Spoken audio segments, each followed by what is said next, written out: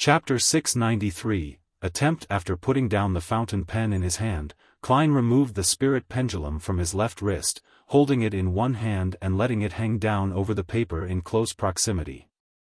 Edwina is in the story of this book. Klein closed his eyes and silently repeated the divination statement.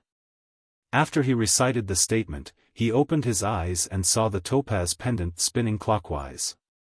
This meant that Vice Admiral Iceberg Edwina was inside Grozel's travels. It really is a world inside a book. Furthermore, the situation inside is very special. Without new characters, the story isn't able to continue. Klein indiscernibly nodded. Wounding the silver chain and the topaz pendant around his wrist again, he picked up a dark red fountain pen and wrote a new divination statement, the method to entering Grozel's travels. This time, he used dream divination. In the gray, hazy world, he saw indistinct figures. The figures were of varying sizes, some huge, others slender. The thing all of them had in common was that they held a book with pages of yellowish-brown goatskin. The following developments branched off into two scenarios. A number of them vanished silently with Grozel's travels on them. The others would accidentally or deliberately drip their blood on the cover while carrying Grozel's travels with them before suddenly vanishing. The scene shattered and Klein opened his eyes to see the modeled table in front of him. He frowned as he made an interpretation. To enter or activate Grozel's travels, it either needs prolonged contact with it to a certain extent, or you would need to drip one's blood onto the cover. Isn't that too simple? Perhaps, it's really that simple. In the story, the lone soldier's first appearance was as an ordinary person who didn't know mysticism. With the help of his companions, he slowly became a disciplinary paladin. Therefore, the activation method isn't too complicated. An ordinary person is able to accomplish it. A small number of researchers before this, including Vice Admiral Iceberg Edwina, were beyonders with sufficient amounts of mysticism knowledge. They knew not to rashly drip their blood, otherwise, death might occur without them even knowing it. This is akin to ordinary people using the correct form of magic mirror divination. It's very easy to provoke a powerful existence or secret existence. It's why no problems happen to them. Furthermore, Edwina keeps Grozel's travels in the collector's room most of the time and only interacts with it occasionally. As such, it was only when she recently had a new research concept that she had prolonged contact with it, completing the condition required to activate the book. Yes, even a Rhodes only knew that there's something strange with the book. Many of the past owners had vanished, and it's suspected to have something to do with the dragons and City of Miracles, Liveseed.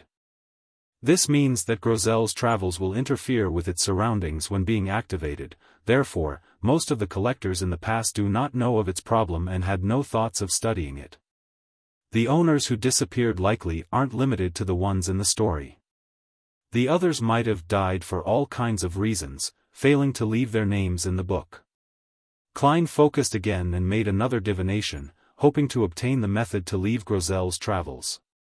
This time, he saw a more tempestuous blizzard in the gray, hazy dreamscape. He saw a gigantic figure at the top of an ice peak. It was a translucent dragon who remained nearly 5 meters tall while standing on all fours. It resembled a lizard's cousin and had an ugly face with eerie blue eyes.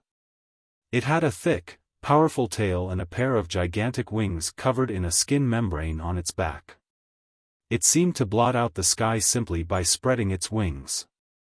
Its scales resembled ice crystals as they swirled with a crystalline glow. It was the most beautiful and dreamy part of its entire body. Suddenly, the dragon, which resembled an ice sculpture, raised its neck and body, and it let out a terrifying roar that penetrated through the blizzard. At that moment, it reached 10 meters tall by standing up on its hind legs. King of the North. That frost dragon. Klein left the dream and tapped the armrest of the high-back chair. His interpretation of the divination revelation was that the key to leaving Grozel's travels lay with the King of the North. Klein's initial guess was that only by helping the main lead, Grozel, accomplish his goal, slaying the frost dragon, would the story come to a complete end, opening a passageway to exit the book. However, I can also attempt to see if I can forcibly break open the barrier between the world in the book and the real world.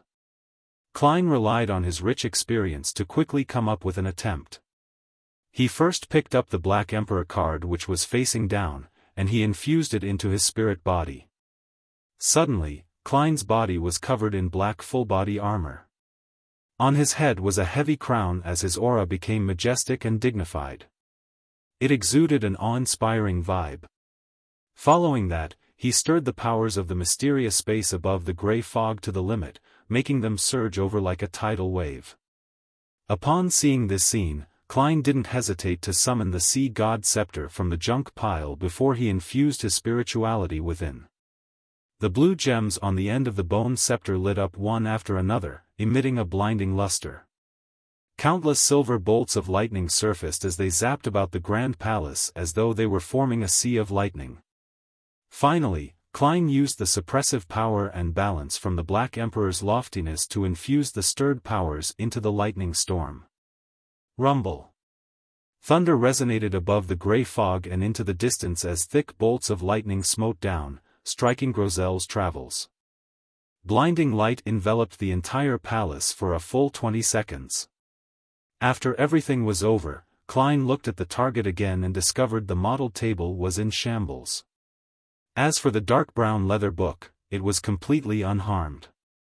Only its ends curled up a little. It's far more impressive than I imagined.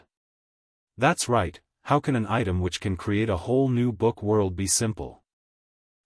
I wouldn't have made a loss buying it for £8,000 back then.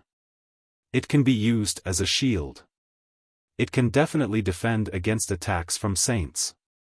The only problem is its tiny size. It won't be able to shield much. Klein's thoughts raced as the bronze table was quickly restored to normal. Since there was no way to forcibly tear open the barrier between the world inside the book and the real world, he could only consider how to enter it according to the normal procedures. Get some blood, bring it up here and smear it across the cover, and then enter as a spirit body with the Blood Emperor card and Sea God Scepter? This way, I don't have to worry about encountering King of the Five Seas, Nast, as there's no way he can sense it. He won't be able to enter the world inside the book either. But the problem lies in the fact that rescuing Vice Admiral Iceberg this way will allow her to determine that Gehrman Sparrow is Hero Bandit Black Emperor. Yes, there's a more important problem. Entering with a spirit body means that the body is still in the outside world, the captain's cabin of the Golden Dream. I have no idea how time flows in the world inside the book. It might easily be a few days. That way, my body might meet with an accident since it lacks protection. I'm in unfamiliar territory as well. When the time comes, I might rescue Edwina, but I would find myself gone. That would be fun. Klein quickly rejected the idea of entering as a spirit body. He didn't trust most of the people on the Golden Dream, and he also felt wary of the strongest hunter, Anderson. His attempt to divine if it was dangerous to enter the book to rescue Edwina was met with failure.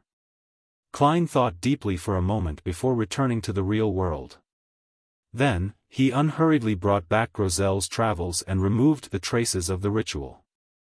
Looking out the window at the impending dusk, he walked to the captain's cabin's door, unlocked the door, and opened it.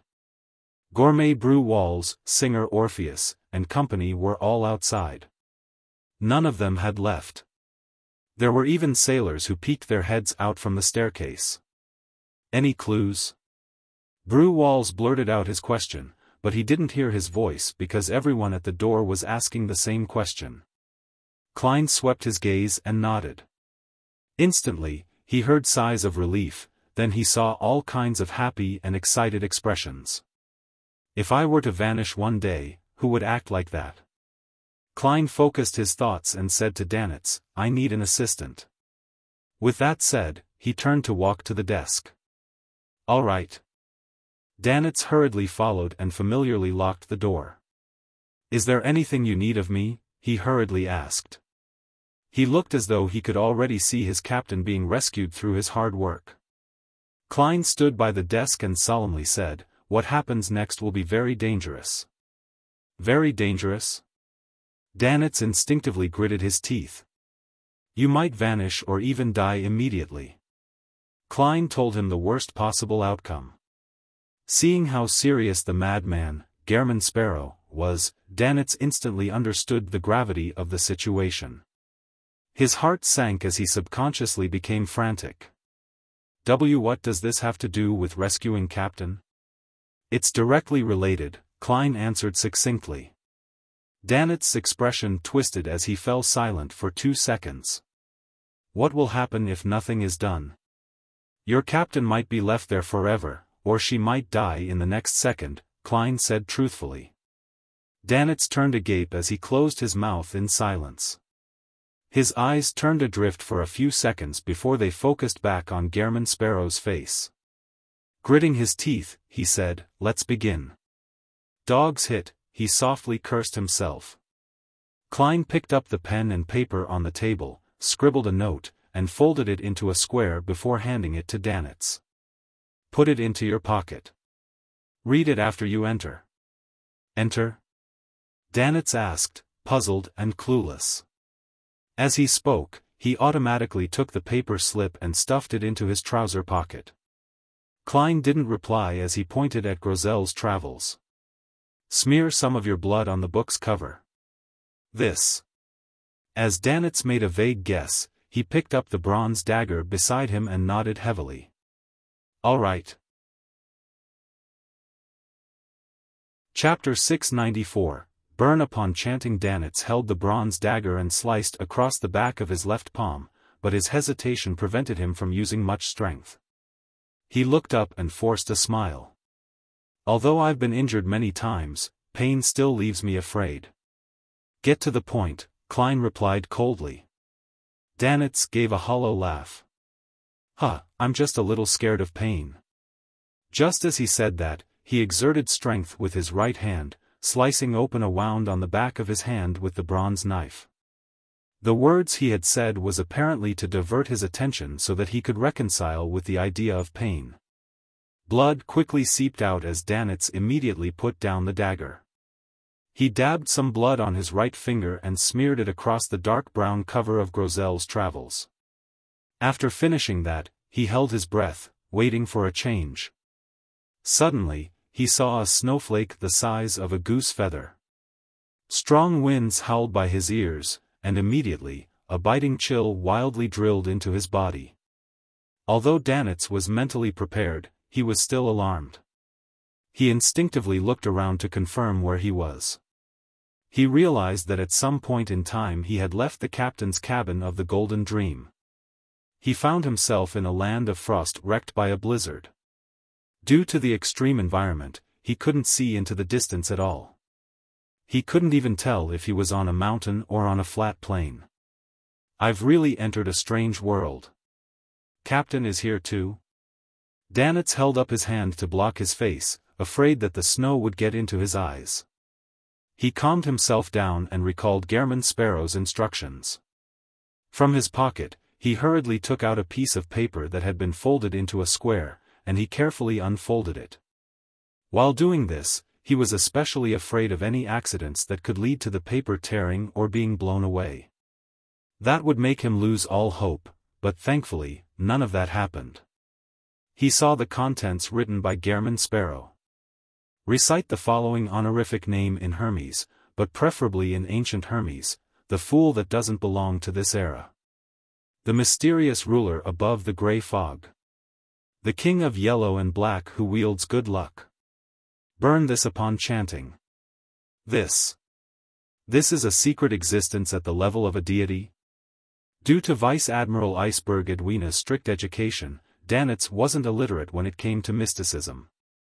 He even had quite a good foundation. Looking at the piece of paper in his hand, he subconsciously drew a gasp, sucking in the cold wind and ice-cold snowflakes that left a biting cold. He immediately coughed as his expression turned twisted. He was now able to confirm one of his past theories. Gehrman Sparrow really did belong to a powerful and very secretive organization. And the organization consecrates an existence known as the Fool, a godlike existence. Indeed, such a powerful and crazy fellow can't appear out of nowhere. They don't just sprout out of the ground. Danitz tugged at his collar and tightened his clothes. Looking at the piece of paper fluttering in the wind, he wore a clear look of hesitation.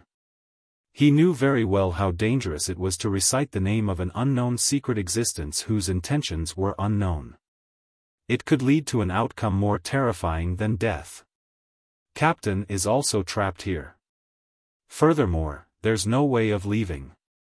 Danitz clasped his hands and placed them before his mouth. He suddenly threw out his hands and used ancient Hermes to recite the Fool's honorific name. On the Golden Dream, in the captain's cabin. With his own eyes, Klein witnessed Danitz turn illusory without any reason before disappearing. There was no longer any question about how entry into Grozel's travels could be achieved. After patiently waiting for a moment, he heard a series of illusory pleas, and it clearly came from a man. Phew, from the looks of it, Grozel's travels is unable to block out the grey fog. The world inside the book is still connected to that mysterious space. This way, even if I were to enter, I wouldn't be entirely cornered or lack any trump cards. Klein didn't hide his sigh of relief. To confirm it, he took 4 steps counterclockwise while chanting the incantation. After arriving above the grey fog, he saw the brilliance representing Danitz rippling outwards beside the Fool's high-back chair. The body and soul enter together. The world inside the book is very stable. There's no way to shatter it just by pulling the spirit body. Indeed, if it's possible, the divination from before would have received the corresponding revelation. Using the Sea God Scepter is too dangerous. Bestowing Danitz directly will only speed up his death. Klein half-closed his eyes as he emanated his spirituality. After taking everything in for a moment, he arrived at many conclusions.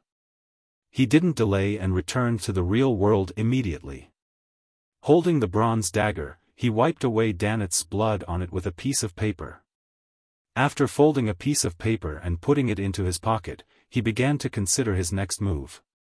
From the looks of it, smearing blood allows direct entry. This way, I don't have to worry about my body suffering any accidents. Furthermore, I can very quickly resolve the problem. But similarly, I can't be careless. I have to be careful of any other dangers. If there's anyone on this ship that might be problematic, they might be able to sneak into the captain's cabin after I enter Grozel's travels, sacrifice this book to the true creator, primordial demoness, or hidden sage. I'll be in trouble then. I'll definitely suffer something worse than death. The Golden Dream sailors mostly seem to be infatuated with Vice Admiral Iceberg. The fact that Anderson's superficial provocation was effective enough proves this.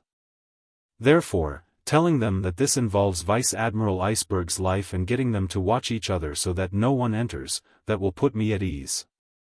The problem lies with Anderson. He's the strongest hunter. He's stronger than any of the Beyonders on board this ship. Furthermore, he's good at ambushes and infiltration. There's a small possibility that he can avoid the monitoring of others and secretly sneak into the captain's cabin. His background is still too dubious, and I have no way to really trust him. I have to think of a way to get him to enter Grozel's travels with me. Amidst his thoughts, Klein flipped through the ancient book covered in yellowish-brown goatskin. He discovered that there wasn't any new content, and the story lacked traces of Danitz's existence. This is to say that one needs to successfully survive and meet up with the lead's team before they will be considered a true part of the story. That will make more pages appear. Klein made a preliminary guess as he walked to the door again and opened it. Did it succeed? Flowery Bow-Tie Jodson and Company asked. Klein shook his head and said calmly, "Next up will be a long ritual. No one is to enter and disrupt it, otherwise, it will lead to Edwina Edwards's disappearance forever or even her death." After informing them of the main point, he looked around and directly said, "I suspect that one of you here might have problems. Everyone is to watch each other. Gourmet Brew Walls instinctively wanted to retort out of habit when he suddenly saw the captain's cabin was empty. Danitz, who had just entered, was gone. Recalling the captain's disappearance, and confirming that Gehrman Sparrow was about to attempt to save her after finding the cause of the problem, he nodded and said, "I'll be in charge of this matter.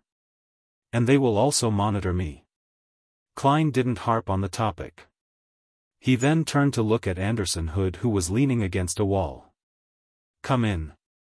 Anderson curled the right side of his mouth as he'd sked. "People not in the know might think I'm your subordinate. Your attitude is basically a role model for provokers." Despite his grumbling, he straightened his back and opened his stride before entering the captain's cabin. After closing the door and locking it, Klein turned to face Anderson. "Are you interested in participating in a rare adventure? You might be able to fulfill the achievement of hunting a dragon." According to his observations over the past few days, he believed that Anderson Hood was a curious and adventurous hunter. He enjoyed learning about new things and experiencing novel forms of excitement. Anderson stared at Gehrman Sparrow's face and sized him up seriously before smiling. "I'm not interested." He firmly shook his head. Following that, he chuckled before Klein spoke again. "I smell danger. A highly conceited, crazy, and powerful adventurer is actually inviting me to adventure together. What does this imply? It means that it's extremely troublesome and dangerous. I thought you would be interested. This is different from how you usually act. You really can rein yourself in and let go of yourself." I'll try another threat. If it doesn't work, I'll throw this fellow on a deserted island and let the Golden Dream sail off. We'll pick him up later. As a hunter, survival on a deserted island shouldn't be difficult for him." Klein quickly made up his mind as his gaze immediately turned cold. He looked at Anderson and said, "I will not permit having latent risks around myself." Anderson was stunned for a second before he quickly smiled. It was just a joke. I'm very interested in the title of Dragon Hunter. You changed your mind way too quickly. If you had insisted a little longer, you could have enjoyed the feeling of being abandoned." Klein nodded, walked back to the desk, and said to Anderson Hood, who had followed behind him, "Smear your blood on this book's cover. There's no need for too much." "Smear it?" Anderson scrutinized Grozel's travels out of curiosity before surveying the area. "Edwina's disappearance is related to it? Same for that failure of a hunter's disappearance?" "Ah, right. Blazing Danitz. I nearly forgot his name. Thankfully, his bounty is a bit higher than before." The corner of Klein's mouth twitched as he replied frankly, "That's right." "Interesting." Anderson glanced at the desk, picked up the bronze dagger, and indifferently sliced open a bleeding gash in his hand.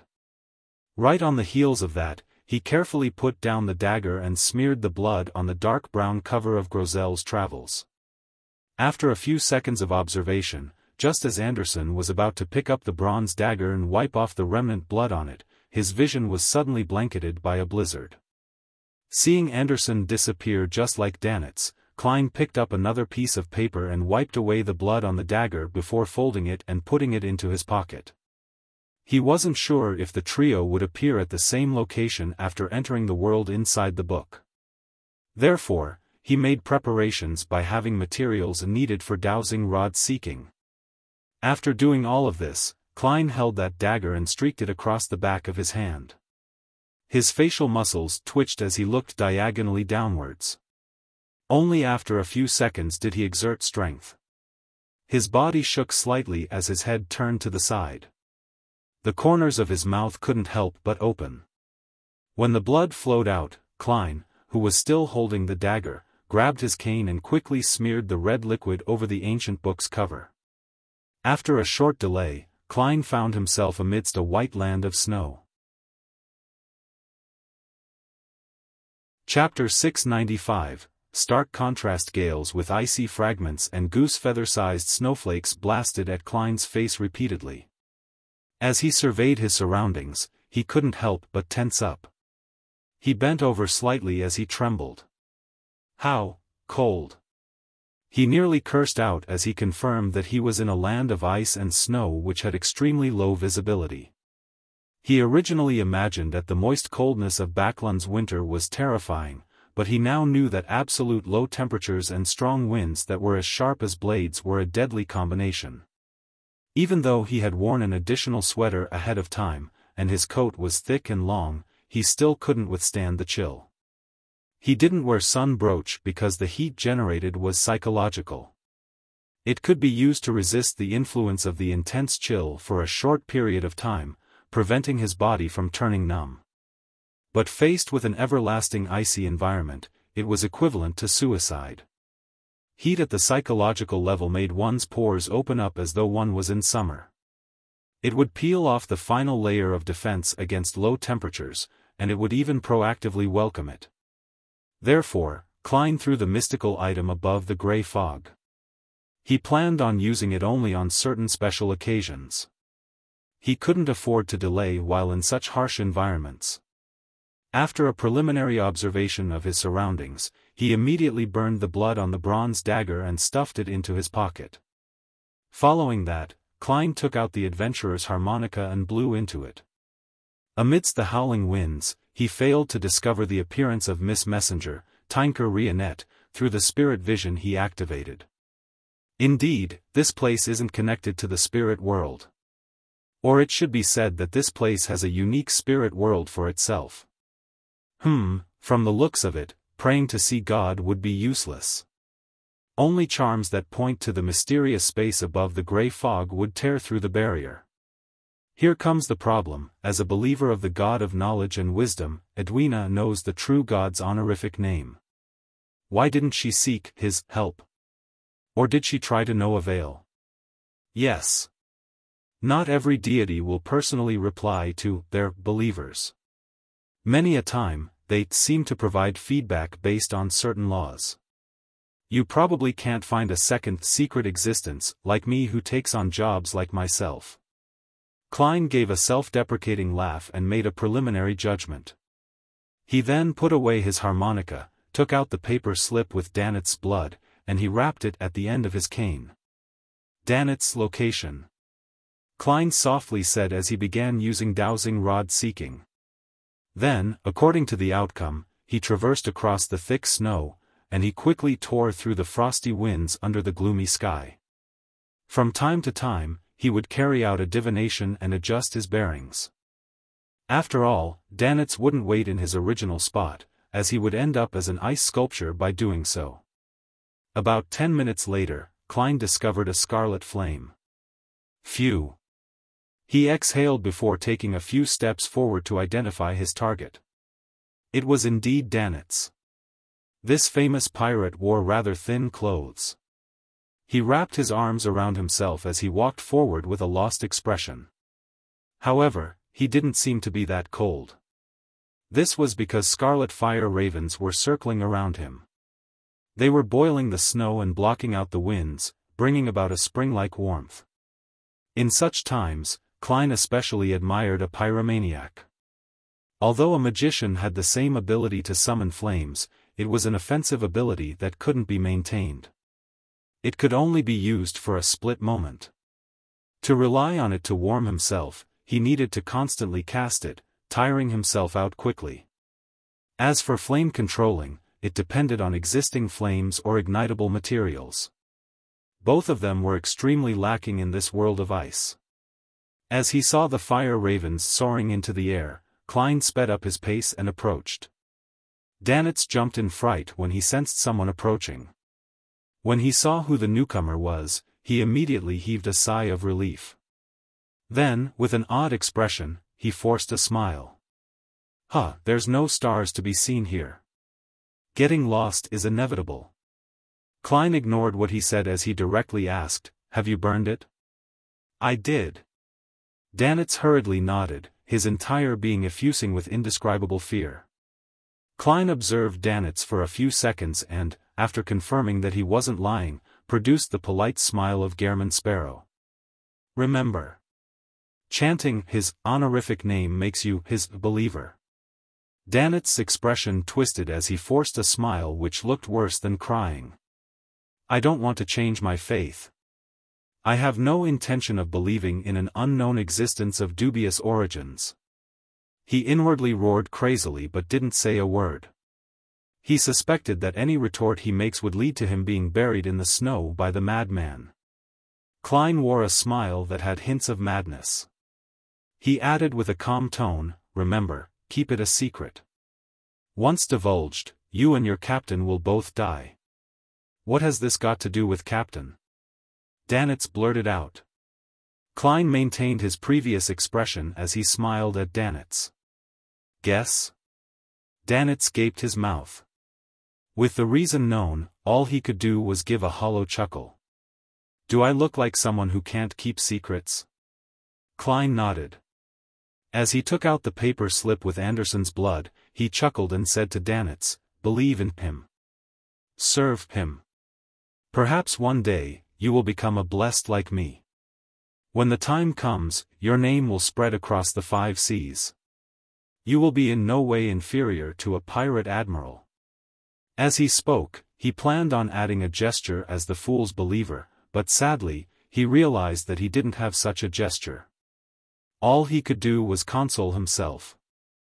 A secret organization needs to be secret.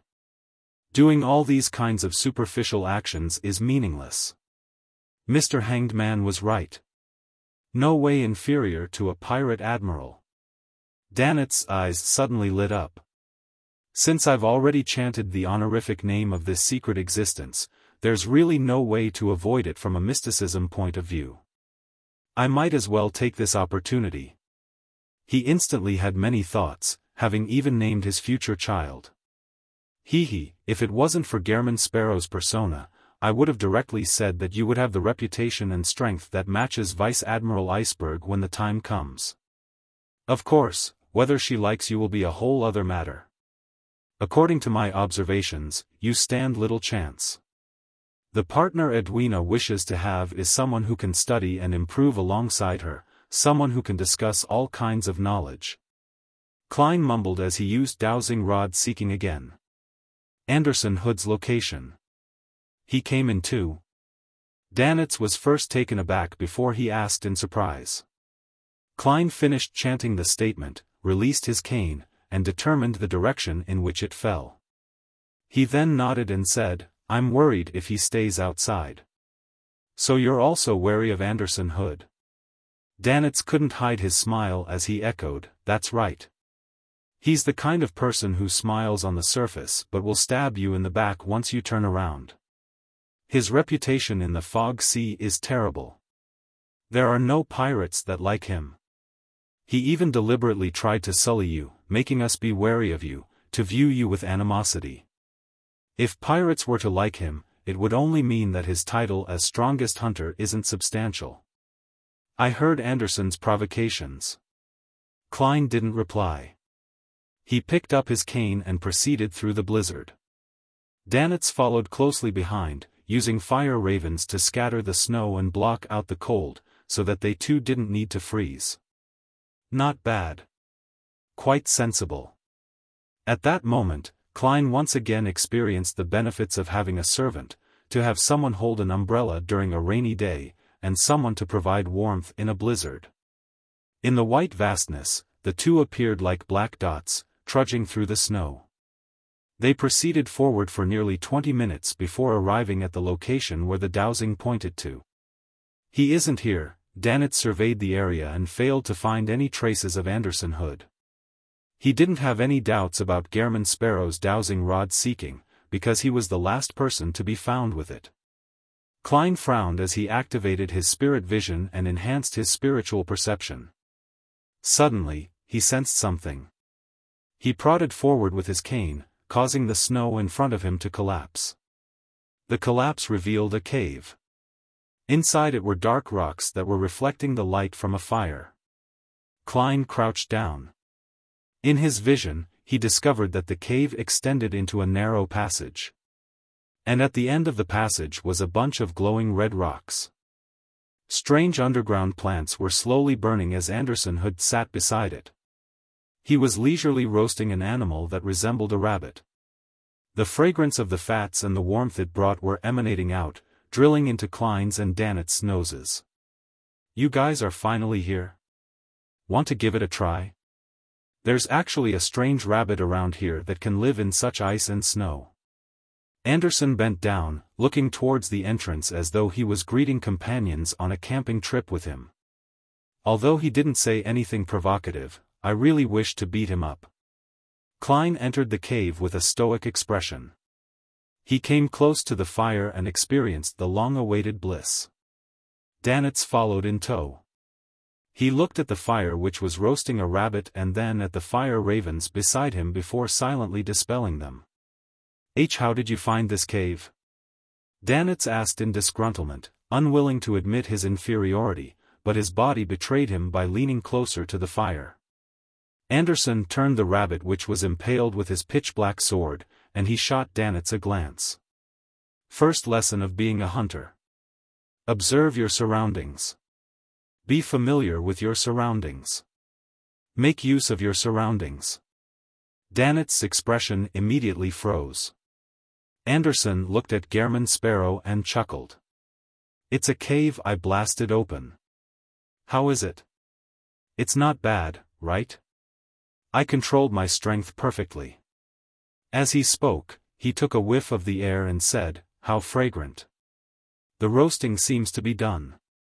Do you want to give it a try?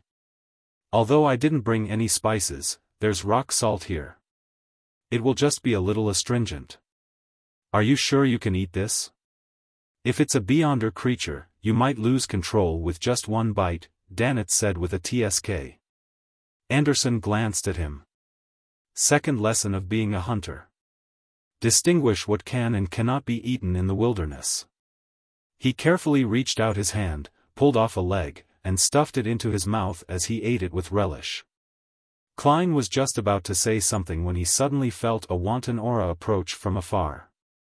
The suppressive feeling that came from a high-leveled creature appeared extremely real. It made Danitz tremble uncontrollably. The aura swept across them without noticing the strangeness of the cave beneath it. It then quickly departed. King of the North.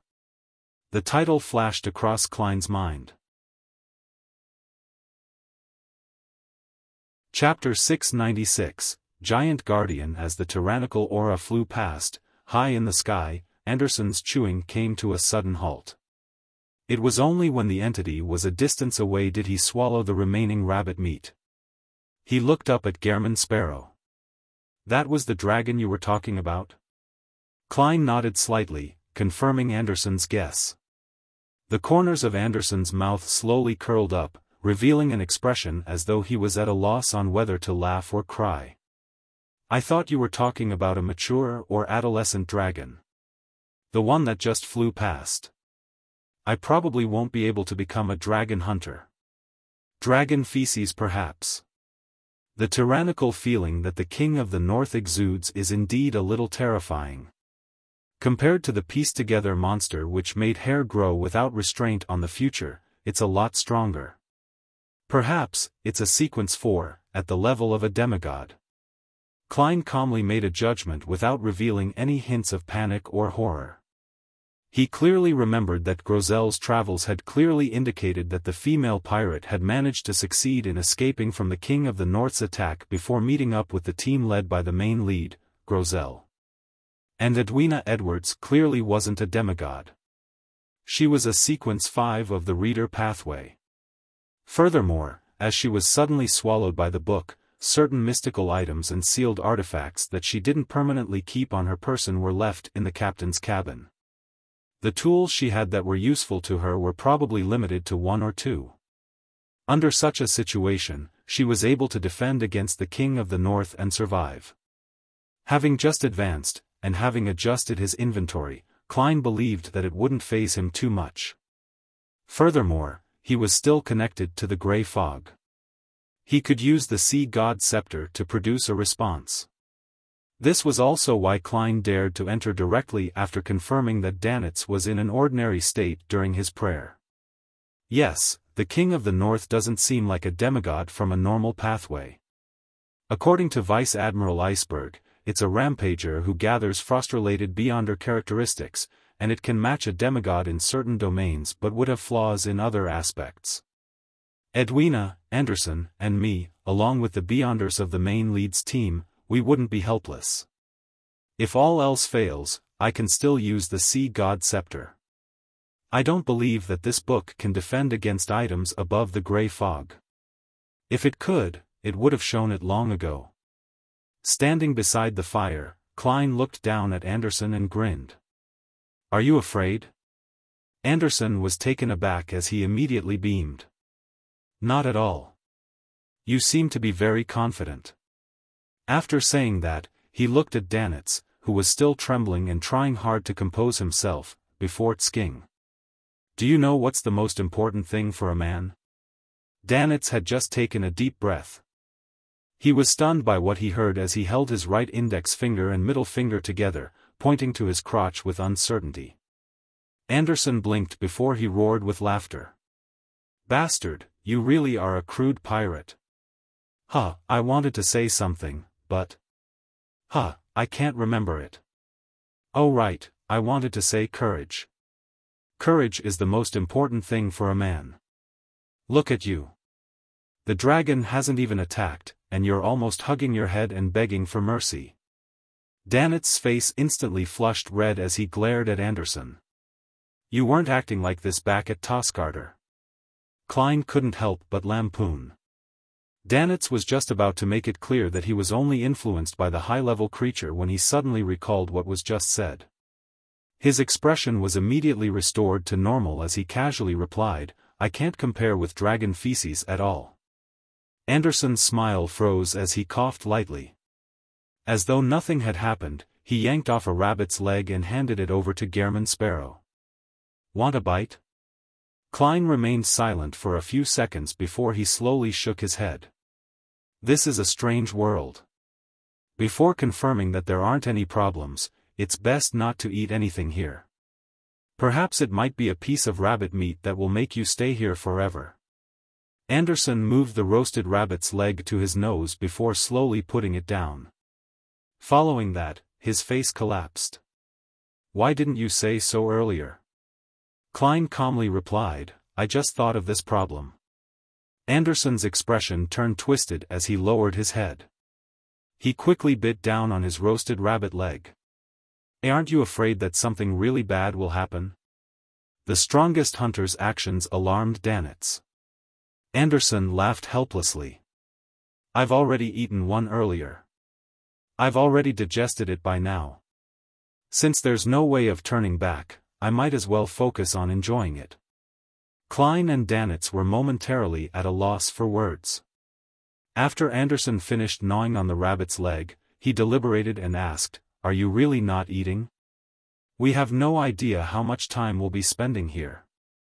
If we really do starve, how are we supposed to fight the dragon? Klein didn't reply. He took out his golden pocket watch and opened it. It's 6:10 in the evening outside. We'll eat a little after 4 to 6 hours if nothing happens to you. Anderson turned agape, speechless. Klein ignored him and turned to say to Danitz, 15 minutes break. We'll search for your captain after that. As he said that, he had already taken out the pearl earring belonging to Vice Admiral Iceberg Edwina Edwards. All right. Danitz suddenly felt pumped with his blood boiling, completely forgetting the cold outside. But after about 8 seconds, he huddled close to the fire again. Around 7 in the evening in the outside world, Klein pressed down on his hat and held his cane. Together with Danitz and Anderson, he followed the revelation provided by his divination and found their way to a mountain. After circling the boulders which were encased in thick layers of ice, they saw a dark mountain cave. Standing by the entrance was a woman holding an ancient bow. The woman had a head of soft, lustrous black hair which she had simply tied into a pigtail. Her facial features were soft, making her look different from any national of the northern continent. She wore a brown ancient-styled hunter's coat and trousers. She acutely cast her gaze over. Upon seeing her slightly sharp ears, Klein immediately guessed her identity from matching her to the content in Grozel's travels. She was the female elf who got to know the giant, Grozel, at the very beginning. Her name was unknown. Compared to Earth, people from the northern continent look more Caucasian. But this elf has more of an oriental charm. Klein quickly concluded this particular trait. An elf. She's identical to the elves drawn in the ancient church drawings. Anderson suddenly became excited. I have to negotiate with her to get her to be my model so that I can draw a few portraits of her. By the side, Danitz scoffed. He mocked in a succinct manner, boorish. Clearly, he hadn't forgotten Anderson's previous mockery. Do you only know of that kind of drawing? Anderson shot a glance at him, sped up, and walked towards the female elf. Just as he approached, the female elf didn't hesitate to raise her bow. The arrow strung on it shimmered with silver lightning. Wait! Anderson immediately raised his hands. It's useless. The elves mostly belong to the storm pathway. They are prone to being irascible and rash. Klein secretly activated his spirit body threads, planning to achieve initial control over the elf in order to let her listen calmly. At this moment, Anderson saw a blur before seeing two thick, huge, muscular grayish-blue legs. Embedded in the snow was a huge, terrifying sword. Anderson was horrified to realize that his height only reached the leg's knees. He instinctively followed the sword and looked up, bit by bit. With his head almost completely facing upwards, he finally saw the giant who was nearly 4 meters tall. The giant's skin was grayish-blue. His abdomen and waist was covered in a thick furry beast hide, leaving him naked everywhere else. Even his legs lacked protection. He pounded on the sword, which was wider than a human door, and using his trademark single vertical eye to look at Anderson, Klein, and Danitz, he asked with a booming voice, "Who are you? Why are you here in the Grozel camp?" Klein was just about to reply when a familiar figure suddenly walked out from the dark mountain cave. Danitz's eyes were instantly filled with ecstasy. Dressed in a complicated shirt and dark-colored trousers, Edwina swept her gaze across the trio. Her usually cold expression revealed a rather flabbergasted look, as though she hadn't expected to see Gehrman Sparrow and Anderson Hood here. She quickly composed herself and looked up at the giant. "Grozel, they are my companions." Grozel widened his huge mouth into a grin and asked in delight, "Are you also here to help deal with Ulyssan?" Ulyssan? Klein was momentarily left at a loss for an answer. At that moment, he saw Edwina, who was standing in the giant's shadow, give him a look. She wanted him to give an affirmative answer. "Ulyssan is the king of the north?" Klein replied in thought, "Yes." "Ha, then we are friends." Grozel looked down at the trio and laughed. As he spoke, Anderson silently retreated back to Gehrman Sparrow's side as he said under his breath, "This is the first time I'm meeting a living giant. There's no way of hitting his vital spots. He's just too tall. You can hit his legs." Klein lampooned and calmly replied, "A huge target makes it easy to strike them." "That's right." Anderson agreed. At that moment, Edwina walked over and introduced the three of them. "This is the leader of the camp, Giant Guardian Grozel. This is the elvish songster, Ciatas." "Elvish songster? Ocean songster?" Klein suddenly felt that there was hope for Mr. Hanged Man's potion formula. Edwina turned halfway around and said to Grozel and Ciatas, "They are my companions. The strongest adventurer, Gehrman Sparrow, treasure hunter, Anderson Hood, and renowned sailor, Danitz. I always thought Vice Admiral Iceberg was the serious type who never lied." "Renowned sailor. In a certain way, that's true." Klein took off his hat and gave a serious bow. Anderson followed suit in a rather casual and perfunctory manner. Reeling in his delight that his captain had introduced him as a companion instead of a subordinate, Danitz was slower than the others as he acted in a fluster. Grozel laughed. come on in. We will be fighting that evil dragon, you listen, at any moment now. How warm and amiable. But be it the church's canon or the myths of the City of Silver, giants are extremely violent creatures who have a strong desire for destruction. Yes, anything is possible in a book. It all depends on whether the author can make everything flow nicely. Klein nodded slightly as he followed Grosel into the spacious cave. When Edwina saw this, she approached the trio without showing any signs of abnormal behavior. As though she was leading the way, she whispered, "The history they speak of is a little odd. Same for their language.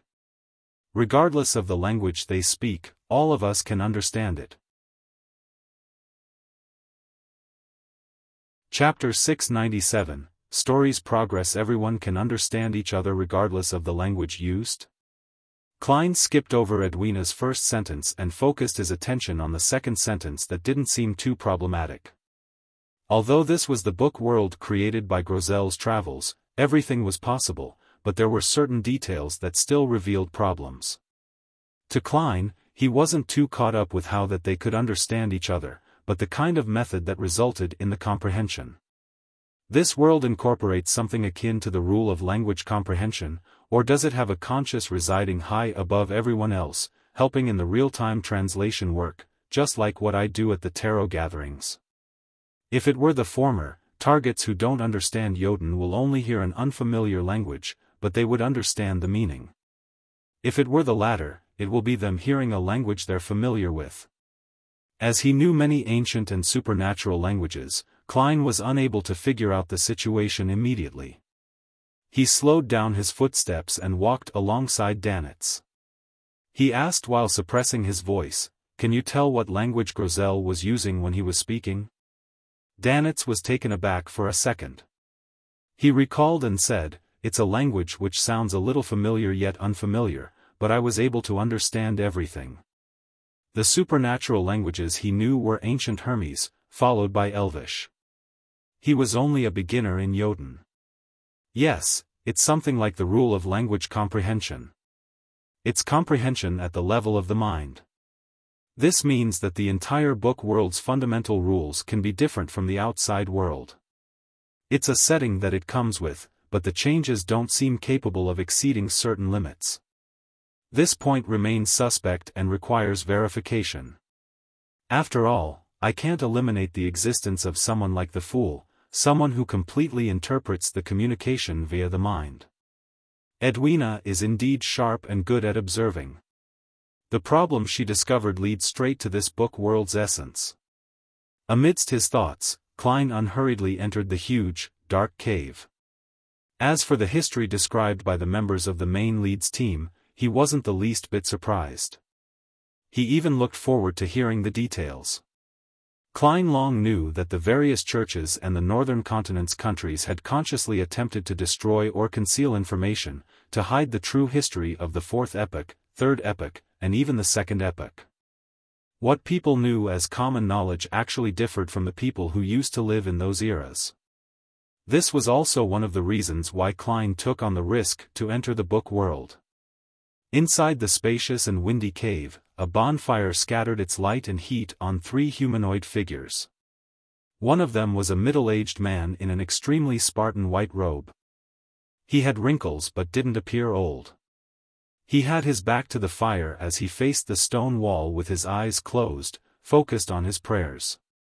He had short brown hair, and his shoulders, arms, calves, and feet were exposed, revealing all kinds of old scars. Beside him was a lad using a stone for a pillow. He donned a black, heavy full-body armor. By his hand was an erected black sword that emitted a cold shimmering light. His facial features were rather deep, giving him clear lone traits. Sitting opposite the two was a man in his 30s who was dressed strangely. He gave people a sense of unease. He wore a sharp and hard black hat, and his coat's buttons were mismatched. It was messy and chaotic, highly asymmetric and unharmonious. In addition, the tips of his leather boots curled up high, making him look like a circus clown. This man had quite a handsome face. He had flaxen-colored hair, deep brown eyes, a high nose, and thin lips. Even though he sat there, he gave off an arrogant feeling. Edwina pointed at him and said, "Solomon Empire's Viscount Mobit Zoroast, a gentleman who can take away the ideals and dreams of others. You don't have to mince your words." "Hello there, I'm a Sequence 5 Dreams Stealer of the Marauder Pathway," Mobit said with a chuckle. He acted nothing like the arrogance he seemed to exude. "A member of the Zoroast family. The angel parasitizing Leonard's body is from this family. Perhaps they know each other." "Heh, I now know the name of Sequence 4 and 5 of the Marauder Pathway, but I don't even know the corresponding Sequence 6 and 7. Many thoughts flashed through Klein's mind as he maintained his stoic look. At that moment, Anderson warmly greeted him with a smile and asked as though they were pals, "To be frank, this is the first time I'm hearing of Dream Stealer. I only know of Marauder and Swindler. There are 2 sequences in the middle I'm not aware of. Are the Beyonders of this pathway already so scarce? Doesn't Edwina know? Sequence 7 Cryptologist and Sequence 6 Fire Bandit. Let me do the introductions." Mobit warmly pointed to the praying man whose back was facing everyone. "The pious ascetic, Snowman. He believes in the Lord that created everything, the omnipotent and omniscient God. Don't mind him. He's completely sealed himself in his beliefs. But in combat, he's a very reliable companion. Snowman, you should say something at the very least." Mobit, who didn't receive a response, stroked his chin with a rueful smile. "This is the treatment I often receive. You might find it hard to imagine that I was an arrogant, reserved, and refined nobleman. But time has changed everything. That happens when your companion is a giant who only knows how to chuckle foolishly and shout slogans." When he said this, Grozel, who was sitting on a rock, smiled in a simple and good-natured manner. He raised his hand to scratch the back of his head as his single vertical eye didn't show the ferocity and cruelness that giants were strongly rumored to have. Mobit shook his head and pointed at the ascetic, Snowman. As for him, he might not speak a single word for years or even a decade. Ciatas is a very violent woman. As long as there are any emotional stirrings in her, she'll beat me up. Sigh, I'm as afraid of her now as I was infatuated over her back then. Therefore, I can only make conversation and speak to them, otherwise, I'll definitely go mad." Thankfully, Frunzier came later. He's quite the conversationalist. "Hey, Frunzier, wake up. We have new companions." The sleeping black-armored knight slowly woke up as he looked at Klein and company. Suddenly, there was the sound of metal striking each other as he stood up. Staring at Klein, he said, "Loanese?" "Yes," Klein nodded frankly. He discovered that this lone soldier who had gone missing for 165 years didn't look old. He had black hair and sharp, blue eyes. He made one submit to him unknowingly. Frunzier appeared adrift for a moment as he quickly composed himself. "Do you know of Backlund's Edward family?" "Backlund has many Edwards," Klein replied simply. "The Edward family that lives at 18 Delahire Street in Northwest Borough," Frunzier pressed anxiously. Klein shook his head. "Northwest Borough no longer exists." "Northwest Borough no longer exists," Frunzier repeated those words as his voice grew softer. He fell silent for a few seconds before exhaling. "I've no idea how many years have passed outside, but it should have been quite a while. Edwina told me the actual year, but I don't remember the year I entered. I was sleeping most of the time, and time here seems to be frozen." Mobit Zoroast chuckled upon hearing that. "That's because you have bad luck. Back when we were passing through cities and villages, everything was perfect." He looked at Klein, Anderson, and Danitz. "Back then, we lived in places with humans, with intelligent races. We got married again and again, seeing our wives turn old, grow weak, and die. Before a new member joins, we would forget our goals. We would lead ordinary but happy and relaxed lives for decades or centuries. The only con is that we aren't able to bear our own children. Later, Frontier came. We entered this region blanketed by ice and snow. We hunted many monsters, but gradually, we began to fall into a slumber. We were seldom awake until we met Edwina. This means that time in the book world flows normally. The story's progress is maintained by a certain power that influences the main lead's party. Before new members join and before the book's pages flip, they'll stop and stay at a certain node, doing other things. This is similar to the intertranslation of languages at the mind level. Conversely, does this also mean that towns and villages in the book world also develop normally? Yes, I have to quickly find King of the North Ulyssan, otherwise, with the passage of time, we might also experience that influence and fall into a slumber or forget the main quest. We'll stay here for a long period of time until a new member is swallowed into the book and finds us. Klein fell silent for a few seconds. Just as he was about to say something, Edwina said, "There's no need to worry about that problem. We will soon encounter the King of the North." Why? Anderson and Mobit asked in unison. Edwina surveyed the area and said, "Before I entered, the stuck pages in the book only had a few more pages. And now, with you entering and finding the camp, there definitely can't be many pages left. The story is about to come to an end." Mobit nodded indiscernibly in agreement with Edwina's judgment. Anderson softly mumbled terms such as stuck. Edwina then introduced Klein, Anderson, and Danitz as she made an example of herself and sat down beside the bonfire. Klein took off his hat and held it with his cane. He slowly sat down and looked at Mobit Zoroast, who was inclined to chat. "Have you heard of the Tudor Empire and the Trunsoist Empire?" He didn't beat around the bush and asked directly. That was Gehrman Sparrow's persona. "No." Mobit shook his head. "Edwina has already asked me. In my era, the Tudors and Trunsoists were just like my Zoroast family. We're aristocratic families of the Solomon Empire and were loyal subjects of the Black Emperor. So the Trunsoist and Tudor families were traitors of the Solomon Empire." Klein thought and said, "Apart from you, what other aristocratic families did the Solomon Empire have?" "Many." Mobit smiled as he looked at Frontier. "Augustus, Abraham, Zeradal, etc. In my era, the Church of the Evernight Goddesses archenemies were the Church of the God of Combat and the Southern Continent's Aegir's family. The churches of the Lord of Storms, Eternal Blazing Sun, and the God of Knowledge and Wisdom were all at odds with each other, all of them hoping to gain the support of the Solomon Empire." He paused for 2 seconds as his expression gradually turned solemn. "Back then, deities walked the land, and not in the astral world."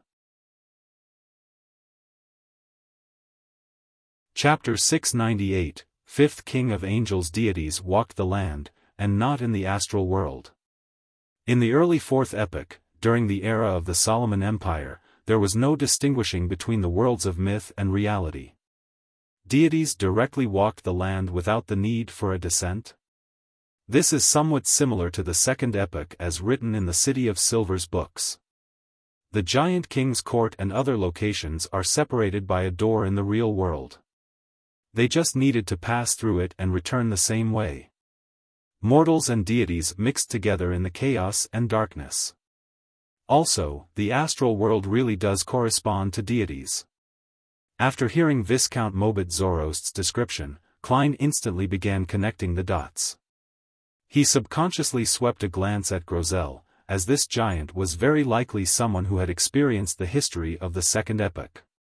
Grozel picked up a cup larger than a wooden bucket and gulped down some melted snow as he laughed. "Mobit, what's there to be surprised about? Why are you so solemn?" "I've no idea why I became so solemn either." Bit by bit, Mobit Zoroast revealed a smile.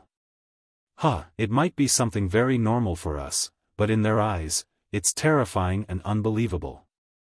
I have to use a suitable expression to describe it in order to achieve a satisfactory result. Do you still remember Frunzier's expression when we told him those stories in the very beginning? He almost knelt down to seek forgiveness from the Lord of Storms. Klein, Danitz, and company were momentarily unsure of the expression of words they should use to respond. Anderson leaned over to Gehrman Sparrow and said with a suppressed voice, "I think he has the talent to be a provoker." He appeared to be suppressing his voice, but his words could be heard by everyone present. Mobit didn't mind as he chuckled before continuing, "I know that you aren't very convinced and find it unbelievable that deities walked the lands, just like Edwina's previous reactions. Heh, I can give you 2 examples.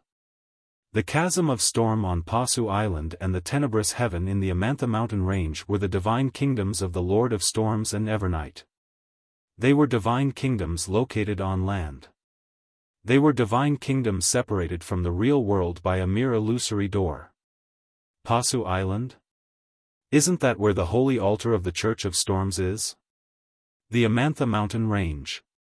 Amantha means serenity in Hermes. This refers to a holy cathedral, the Cathedral of Serenity. When the deities no longer walked the land, their kingdoms became the headquarters of their respective churches. Klein instinctively believed that Mobit Zoroast wasn't lying as he used it to come to certain conclusions. Danitz was puzzled and horrified by what he heard. He subconsciously wanted to leave, but when he saw his captain listening attentively, Gehrman Sparrow who was in thought, and Anderson Hood who wore a look of interest on his face, he could only hold back his urge as he sought a better, more comfortable seating position. At that moment, the elvish songster Ciadas, who was in charge of the perimeter, walked in and said with contempt, "Do not mention that fake god. The authority of the storm only belongs to the king of us elves." Her voice was clear and beautiful, but her tone was filled with anger and irascibility. It felt as though she would raise her hands at any moment to shoot an arrow at Mobit Zoroast. "All right, I will use the words, fake god." Mobit raised his hand to adjust his sharp and hard black hat. Ciadas retracted her gaze. She then said to the former lone soldier, Frunzier Edward, who wasn't a staunch believer of the Lord of Storms, "It's your turn." Frunzier raised his head a little, his expression in a trance-like state. Apparently, he hadn't noticed the conversation and argument from before. He drew the iron-black sword beside him and walked towards the cave entrance. Klein observed for a moment and took the opportunity to speak to the elf, Ciadas. "Do you know of Queen of Calamity, Kohinum?" He wasn't actually sure if Kohinum was Elf King Saniathrim's subsidiary god, Queen of Calamity. His inquiry was for elvish songster Ciadas to give him the answer. Ciadas's gentle and exquisite face immediately produced a trance-like expression like Frunzier's. "I haven't heard her name in a long time. She is the queen of us elves." Mobit and Frunzier didn't even know of her existence. "Where did you encounter her? Learn of her situation." As she spoke, Ciadas's tone became urgent. At that moment, Danitz looked at Gehrman Sparrow in surprise, reflecting over the revelation that the madman was so knowledgeable. He was even able to share a common topic of interest with an elf from ancient times. "I never expected you to be a scholar." "I really couldn't tell." "Couldn't tell at all," Anderson sighed as he shook his head. Vice Admiral Iceberg Edwina likewise cast her gaze at Klein. Her limpid blue eyes had a strong desire to learn from him. Klein answered frankly, "I've once entered a ruin belonging to Queen of Calamity Kohinum and obtained some items." "Ruin?" Ciadas ruminated over that word in a soft voice, her tone having seemingly lost something unimportant, but something that she couldn't bear to part with. From the situation inside, she might not be truly dead. After seeing Ciadas's eyes light up, Klein went straight to the point. "Do you have the Ocean Songster's potion formula? Can I use something to exchange for it?" He felt that being honest and direct with a Beyonder from the Storm Pathway was the best choice. Ciadas thought and said, "Use one of Her Majesty's items for the exchange." "I only obtained a wine cup made of gold. It's already been crushed flat. Complicated patterns are engraved on it, with the elvish phrases calamity and Kohinum. Klein didn't hide the truth. I know about that cup. It was the cup Her Majesty loved the most, Ciata said, unable to hide her excitement. Deal. The cup is outside. Klein had no intention of heading above the grey fog in front of everyone. Ciata nodded. I understand. We will complete the transaction after we leave this book. Having said that, she pressed her palms together. The storm will definitely belong to the elves. Before anyone spoke, she asked curiously, what else did you discover there? Some murals depicting the elf king battling an ancient sun god. Klein shot a glance at the ascetic, snowman, who believed in the Lord that created everything, the omnipotent and omniscient God. With his back still facing the fire, the middle-aged man who was facing the stone wall finally opened his mouth. No, he isn't the sun god. He is our Lord, the Father of all things, the great source of everything. He wasn't battling the elf king, but taking back the authority which belonged to him. Just as Snowman said that, Ciata stood up and aimed her arrow at him. Suddenly, this elvish songster's plaited black hair flared up in violation of the laws of nature. The strands of hair were distinct and they were all swirling with silver lightning, emitting a strange deep blue luster. Just as Ciata's was about to release the arrow, a huge grayish-blue palm appeared before her, blocking the arrow tip, without any fear of being struck. It was the palm of the giant, Grozel. One of the traits of this race was its exaggerated limbs. They were so long that they appeared a little distorted. Therefore, simply by sitting there, he could stop Ciata's by extending his arm. All right, Snowman, cut it out. As you know, Ciata's is an elf who likes to put actions before words, Grozel said to the ascetic before turning his head to the elvish songster. Ciata's, we are companions who can leave our backs to each other. We have experienced plenty of dangers together. You can retort Snowman and even beat him up, but do not attempt to harm him. As expected of the lead of the book. He's filled with positivity. But what's the difference in beating him and harming him? Klein couldn't help but mumble. Ciata's grunted and sat back down, turning the mood heavy and silent with a level of awkwardness. Giant Grozel used his single vertical eye to survey the area before chuckling. Then, I'll talk about my past.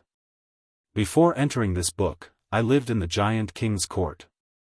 I was one of the guardians of the waning forest. It's somewhere only our king can enter. Rumor has it that buried inside it are his parents, who also form the origins of us giants. The Giant King's court is formed of many parts, and the waning forest is one of them? Buried in there is the most ancient ancestor of the giants? Klein listened attentively, only wishing to ask more. To him, this was more valuable than the fourth epoch's history. This was because the City of Silver's hope likely laid in the Giant King's court. However, before he opened his mouth, Edwina spoke before him. Grozel, what did the book look like when you received it? Grozel raised his hand to rub his cheeks. It had nothing, like an empty book waiting to be written. I even thought that Grozel might be a completely fictional character in the book. Klein deliberated for a few seconds and didn't directly ask about the details of the Giant King's court. He turned to say to Mobit Zoroast, do you know of Blasphemer Amon? Blasphemer refers to the entire family of Amon. They are the archenemies of us Zoroasts. It's said that they have a very powerful and terrifying ancestor that even Ouroboros and Medici viewed with great importance. They even feel fear towards him, but no one knows of his actual name, Mobit introduced in detail. Ouroboros, Medici? Yes, back then the true creator and Rose redemption supported the Solomon Empire. Klein's heart stirred as he immediately asked, then, have you heard of the name Sasra? Mobit was taken aback as he slowly shook his head. Never. Dark Angel Sasra's name and title vanished after the cataclysm? It was buried? Klein confirmed a fact through this.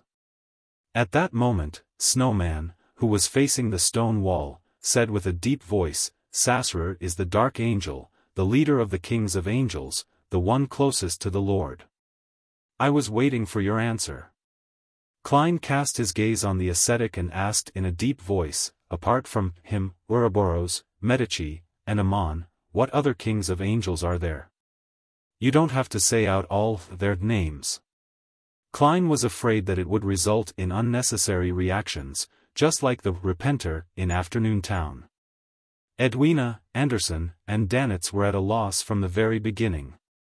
This was because the contents of the conversation between Gehrman Sparrow and the few ancient figures were things that they had never heard of. They found it unbelievable that this crazy adventurer knew so many secrets. After a few seconds of silence, Snowman said, "There's also the angel of imagination, Adam." Just as he said the name, the entire cave shook. The familiar and crazy tyrannical aura rapidly descended. King of the North Ulissan had arrived. Chapter 699, Boss Fight. Lone Soldier, Frunzier Edward, who was on guard by the cave's entrance, saw a massive figure descend from the sky just as he moved. It landed on a huge boulder covered in thick layers of ice. The wings, which were covered in a membrane of skin, weren't retracted as they continued spreading outward, nearly blocking out all the surrounding light. The illusory armored scales that resembled frozen ice and the violent eerie blue dragon eyes were immediately reflected in Frunzier's eyes. He instinctively sensed danger as he raised his iron-black sword and leaped to the side, rolling far away from where he was standing. Almost at the same moment, King of the North Ulissan opened its mouth, silently spewing out a distorted icy blue flame towards the cave. It froze everything in its wake. Moments later, the icy blue flames produced a tidal wave formed from illusory light as they surged into the dark cave, sealing everything it passed in ice.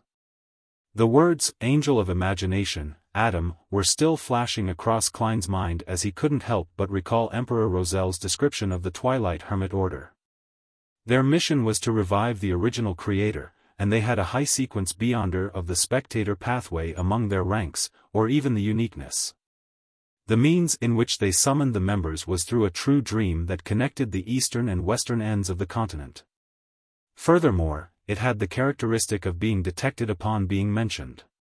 But even so, he still instinctively reacted in response to the impending danger. He lunged sideways, dodging towards the uneven parts of the cave, attempting to use the rocks ahead to block the attack. However, the surging icy blue light was like a tidal wave that drowned every corner of the cave. It sealed everything, leaving no safe zones inside the cave. Seeing his surroundings turn into an icy cage, a gigantic, grayish-blue figure appeared before Klein's eyes. Grosel had stepped forward without a sound. He genuflected with his left knee, leaning his back forward as he stabbed the broadsword in front of him.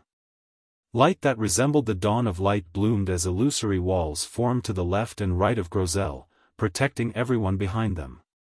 An icy blue, tidal wave surged over, splitting at the erect broadsword before colliding with the light of dawn on both sides. Everything in the mountain cave turned dark for Klein and company before a small source of light was restored. They could still see that the bonfire had been extinguished. It was especially dark with the dim rays of light outside attempting to tear through the layers of ice. At that moment, every inch of space in front of Grosel was frozen. The giant seemed to become a bug stuck in amber. Right on the heels of that, the sword which was embedded in the ground emitted a luster resembling the light of dawn. They mixed together, enveloping Grosel before turning into a hurricane of light that swept outwards. Silently, the layer of ice had a huge hole burned through it as it extended all the way to the cave's mouth. Grosel's grayish-blue figure had vanished from where he was. Elvish songster Ciadas, who hadn't had time to tie her head, held her bow and arrows. Embraced by the swirling gales around her, she charged out the cave without any delay. Dressed in an asymmetrical black coat, the Solomon Empire Viscount Mobid Zoroast mumbled, "Don't be in a rush," or "It's finally here," as he ran, following closely behind Ciadas. The ascetic, Snowman, stood up as well. He tapped his chest 4 times as though he was forming the shape of a cross. "May the Lord bless me." Amidst his hoarse and dry voice, he stepped onto the biting cold ice with his bare feet and ran out of the cave. Klein didn't hesitate either. He didn't draw his revolver, and he kept his hands empty. Together with Anderson, who was clenching Death Bracadont tightly, they ran into the hole in the ice. Dressed in a shirt with complicated patterns, Edwina Edwards looked at Danitz, who was trembling due to the aura of the high-level entity. She said with a gentle, but emotionless tone, "Stay here." Having said that, the look in her blue eyes deepened. Gales howled around her, pushing her out of the cave. "Stay here." Danitz was stunned. He subconsciously surveyed his surroundings and saw the walls covered in frost and the completely extinguished bonfire. The cave was silent with him being the only one left. Danitz's trembling body slowly came to a stop as he turned agape. However, he didn't say a word as he saw his captain's figure disappear from the cave's entrance. Outside the cave, Frunzier Edward, who had just rolled to avoid the first series of attacks, saw Ulysses spread its wings as it was about to leap into the sky, closing the distance between it and his party. He ensured his safety as he steadied his figure and pushed his left palm out diagonally. Immediately following that, he declared a statement in ancient Hermes: "Flying is prohibited here." Suddenly, the frost dragon's wings that blotted out the sky seemed to be weighed down by invisible objects weighing 100 times its body weight. It began flapping them with great difficulty. The King of the North immediately let out a furious roar as the loud sonic boom drilled into Frunzier's ears, making his stagger. With a whoosh, the pair of wings finally managed to flap, stirring up the snow and frost around it into the air. Although it was difficult on Ulysses' part, it eventually managed to fly. At that moment, disciplinary Paladin Frunzier's expression turned solemn. He said a sentence constructed in ancient Hermes once again: "Violators will be punished." Just as he said that, his figure leaped up at a speed which was faster than Ulysses, as though he had been augmented by some unknown power. Ding! Frunzier extended his body in midair as he brandished the iron-black sword in hand, striking down at the King of the North's neck with his posture speaking great certainty of a hit. A clear crack appeared on the crystalline armor plates as it spread slightly, however, this failed to make Ulysses bleed. The frost dragon didn't even feel the pain as its eerie blue eyes locked onto Frunzier, its expression cruel and tyrannical. It then lifted up its front claws while Frunzier remained in midair without any means of dodging. At that critical moment, a hurricane blew over, pushing the black-armored disciplinary paladin away, causing Ulysses' strike to swipe at air. Its strike caused an explosive boom despite the miss. Elvish songster Ciadas didn't hesitate to take action once she rushed out the cave, saving Frunzier immediately. Immediately following that, her hair flared up in violation of the laws of nature. They were distinct with swirling lightning bolts. She aimed her arrow at the large but slow, flying target in the sky, King of the North, before firmly pulling back the arrow. The sky turned dark, as though dark clouds had gathered as lightning bounced through them. Unable to fly smoothly due to the disciplinary paladin's influence, Ulysses suddenly pulled back its wings, swooping down at Ciadas like a high-speed train. At that moment, a grayish-blue figure that left one feeling safe had appeared in front of the King of the North's trajectory. Grosel genuflected once again, plunging the broadsword, which was unusable by human hands, in front of himself. Dawn-like light surfaced, forming an invisible, impenetrable wall. Boom! The collision between the frost dragon and Grosel was like a terrifying explosion. It shattered the layers of ice around them, pushing them outwards. Grosel failed to keep his footing firm as he flew out like a ball, tumbling past Ciadas before slamming loudly into the mountain wall. A huge amount of snow and ice stalactites crashed from above, nearly causing an avalanche. As for Ulysses, it wasn't sent retreating. It remained standing in its original spot. Having had its swooping attack interrupted, its hind legs were in the ground as its body leaned forward. It shook its neck before aiming its open mouth at Xiaoda's. The Solomon Empire's noble, Mobit Zoroast, had long arrived beside Xiaoda's. Upon seeing this, he hurriedly extended his right hand and rapidly turned his wrist. Ulysses forgot what it was doing despite having its mouth completely open. It stood there in a daze without continuing its attack. Suddenly, Mobit turned his head and spit to the side. Pooey! The spit was ordinary without any special traits to it. Seizing this opportunity, Snowman, the ascetic who came out, raised his arms as though he was embracing God's grace. Then, he said to the elvish songster in ancient Hermes, "God says it's effective." With a sizzling sound, the flashes of lightning surrounding Xiaoda's brightened greatly as they surged out, entangling with the arrow. She released her grip as an arrow shot out. Boom! Dark clouds gathered in the air as a thick bolt of lightning smote down, augmenting that arrow. The arrow turned completely silver, as though it was shot from the god of lightning. It struck Ulysses' forehead at a completely unavoidable speed. Layers of ice disappeared as the illusory armor plating cracked. The arrow stabbed into the King of the North's head, making it let out a deafening cry. Light blue blood gushed out and quickly froze as the frost dragon's ugly face shook violently as silver bolts zapped at it. At that moment, Klein and Anderson came out of the cave. Disciplinary Paladin Frunzier had tumbled onto the ground before standing up again. Grozel extended his palms from the snow pile, rubbing his head. He didn't appear seriously injured. With so many teammates, I don't have to be the main assault force. I can attempt to control Ulysses' spirit-body threads. From my observations, it doesn't seem to have the defensive abilities of a demigod. Of course, it's much stronger than a Sequence 5. A 5-meter radius is a little dangerous. Klein looked at the frost dragon as he quickly had an idea. Chapter 700, Excellent Teamwork. King of the North. Ulysses' tragic cries rapidly turned into a roar.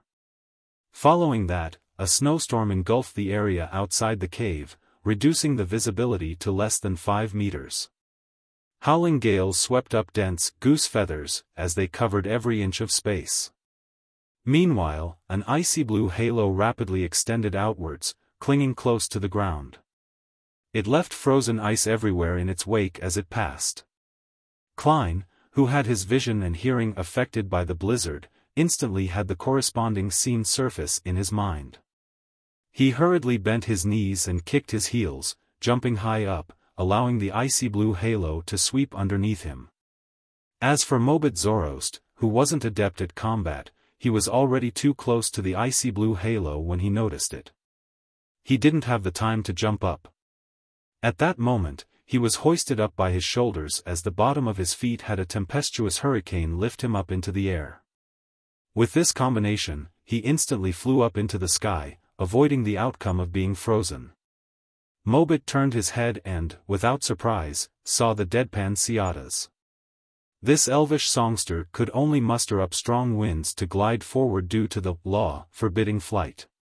Anderson, Edwina, Snowman, and Frunzier reacted accordingly, jumping in time and dodging the attack without succumbing to it. Only Grozel, who had just pulled out his broadsword from the snow, was hit in the legs by the icy blue halo, as he couldn't dodge in time. Layers of ice instantly surged upwards as Grozel stood on the spot like a frozen corpse. Whoosh! The exaggerated blizzard obscured all the Beyonders' vision, making them lose their vision of the frost dragon. All they could do was passively defend against any attacks. At that moment, Snowman, who hadn't dropped to the ground, spread out his arms once again and said solemnly in ancient Hermes, "God says it's ineffective." The violent blizzard suddenly calmed down significantly. Be it the tempestuous hurricanes or the dense snowflakes, they were weakened or had been cut in half. Xiaoda's vaguely made out a gigantic face with an ugly lizard-like face. The broken arrow was still embedded in its forehead. Ulysses had taken the opportunity to close the distance between them. Xiaoda's didn't panic. The strong winds suddenly changed directions, sending Mobit and her floating backward. Meanwhile, her chilled, pale lips opened as she sang in ancient and abstruse Elvish. The rocks are destined to be shattered by the waves, the trees are destined to be struck down by the winds, the mountains are destined to crumble by the lightning. As every word in Elvish was rich and filled with meaning, the constructed sentences were extremely succinct. Therefore, the lyrics didn't waste too much of Xiaoda's time. Furthermore, from the moment the first word was spoken and from the beginning of the beautiful and forceful rhythm, the winds in the blizzard began to experience changes. The howling sounds of wind turned chaotic as it spread out in every direction. Ulysson's massive figure once again appeared before Klein and company's eyes. When Xiaoda sang the third phrase, disciplinary paladin Frunzier had already pushed out his right palm and profoundly said in ancient Hermes, "Imprison." Instantly, the frost dragon which was about to rush Xiaoda's and Mobit had frozen on the spot. Surrounding it were layers of transparent walls. And as Frunzier said that softly, Edwina, who had just found her footing, made her light blue eyes turn black. Inside them flowed a sticky liquid that seemed to be the manifestation of all the evil in the depths of one's heart. She gently clenched her right palm as Ulysson stood up with a roar, instantly ripping apart the effects of imprison. The frost dragon's eerie blue eyes were filled with blankness and pain. It seemed to be still immersed in the emotions of sudden madness and ruthlessness. Even though this was a state it was always in, to have it fully triggered was uncomfortable. Without a doubt, it was a dragon who found it difficult to control its emotions. Seizing the opportunity of Ulysson's brief pause, Anderson had condensed a burning white spear in his hand. Then, he bent his back and threw it out. Without waiting for the outcome, flames appeared under the strongest hunter's feet, turning the ice into liquid. So. The spear accurately struck the frost dragon's half-open mouth, quickly melting the thick armor plates of ice, with the excess force penetrating the upper part of its forehead. Ulysson let out another tragic cry as its hind legs stomped backward, sending its body lunging forward. It stayed close to the ground as it rushed towards Anderson with a terrifying speed. The only thing in its eyes was this worm that had dealt significant amounts of damage to it. Schwing! The snow split apart as a deep and wide chasm opened up in the ground. It emanated all the way to where Anderson was as it continued extending. Bang! With its terrifying inertia, the frost dragon slammed into a boulder covered in thick ice, shattering its outer shell and cracking its interior. If Anderson had collided with it, the strongest hunter was bound to turn into meat paste. Even being brushed was likely to lead to his death. However, in a particular spot in the chasm where Anderson was originally standing, there was a dark hole that led straight down. It was just enough for a person to burrow in. Pa! A hand held onto the hole's entrance. Through the exertion of force, the strongest hunter with disheveled hair jumped out. After he threw the burning spear, he didn't dodge in panic. Instead, he directly used his Beyonder powers to melt the snow beneath his feet, and he burned the underlying soil. Silently, he created a hole that wasn't too deep. Following that, he sank himself into it by crouching, perfectly dodging the King of the North's charge. At that moment, a pure beam of light descended and struck Grosel, quickly melting the ice encasing him. Snowman had used an offensive blow to remove the restrictions placed on the giant guardian.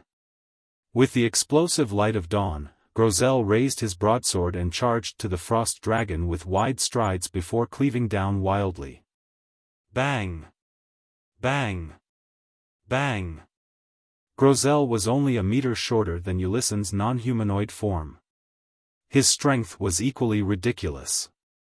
As he clashed repeatedly with Ulysson's front claws, occasionally wavering and retreating at times, he quickly recovered by taking a step forward and engaged his opponent.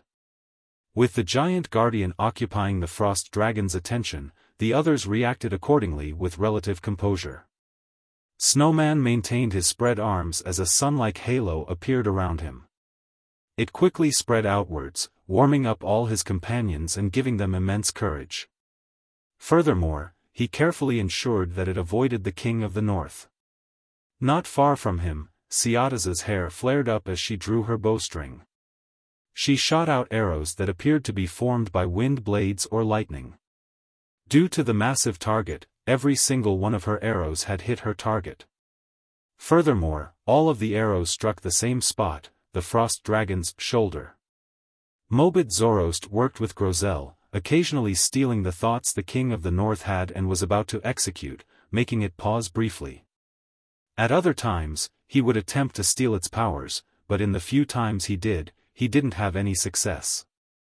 With the pitch-black sword, Anderson carefully circled to the frost dragon's flank and attempted to strike a particular spot.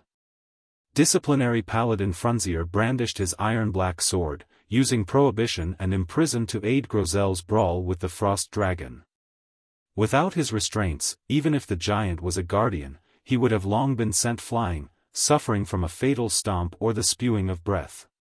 Klein looked at Edwina and raised his hand to point at himself. Invisibility. He didn't know if she had the ability to mimic this power. If it wasn't possible, he needed to consider using other methods.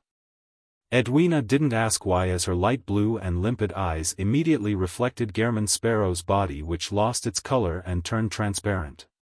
Following that, Klein's figure became faint and vanished. After confirming his condition, Klein quickly ran towards the intense clash between the giant and the dragon. With a roll, he arrived by the King of the North's left foot. Then, as he focused on dodging Ulysson's feet while it did battle, he emanated his spirituality to control the illusory black threads with the spirit body threads vision he had long activated. Right on the heels of that, he would roll or leap around, in search of space beneath or around the frost dragon. So.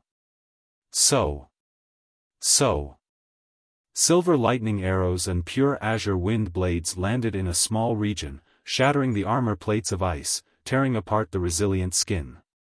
Soon, the frost dragon's right shoulder was a swath of light blue. The corresponding claw's motions also appeared to slow down indiscernibly.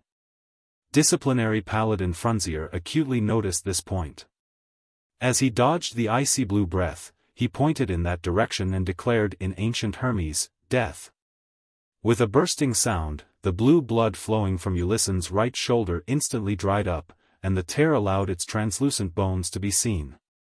At that moment, Edwina used a palm-sized brass mirror and reflected parts of Ulysson's body in it. She reached out her right hand and grabbed at the mirror's surface, pinching the reflection within. Then, she forcefully pulled outwards. Ulysson's wound instantly worsened. It kept spreading as though it was about to lose one of its front claws. It let out a tragic cry as it suddenly raised its body, standing on its hind legs. Light blue light that was almost white surged out of the dragon. In 100-meter range, the temperature plummeted, followed by a fearsome force. Suddenly, all the Beyonders were sealed in ice. Their bodies became extremely cold as they turned very stiff. They couldn't help but tremble. Xiaotas, Mobit, Edwina, Klein, Grozel, Anderson, and Frunzier all shared similar symptoms.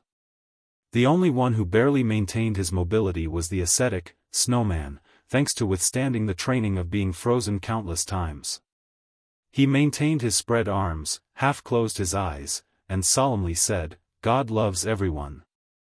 Sunlight tore through the wind and snow as the warmth began to melt the feeling of being frozen. Bang! Ulysson sent Grozel flying with a claw, severely injuring the giant guardian by leaving a depression in his chest. It temporarily ignored the rest as it targeted Snowman, Blitz rushing him. Snowman has no one protecting him. It's about to move beyond a 5-meter radius. Klein watched this scene, feeling somewhat numb.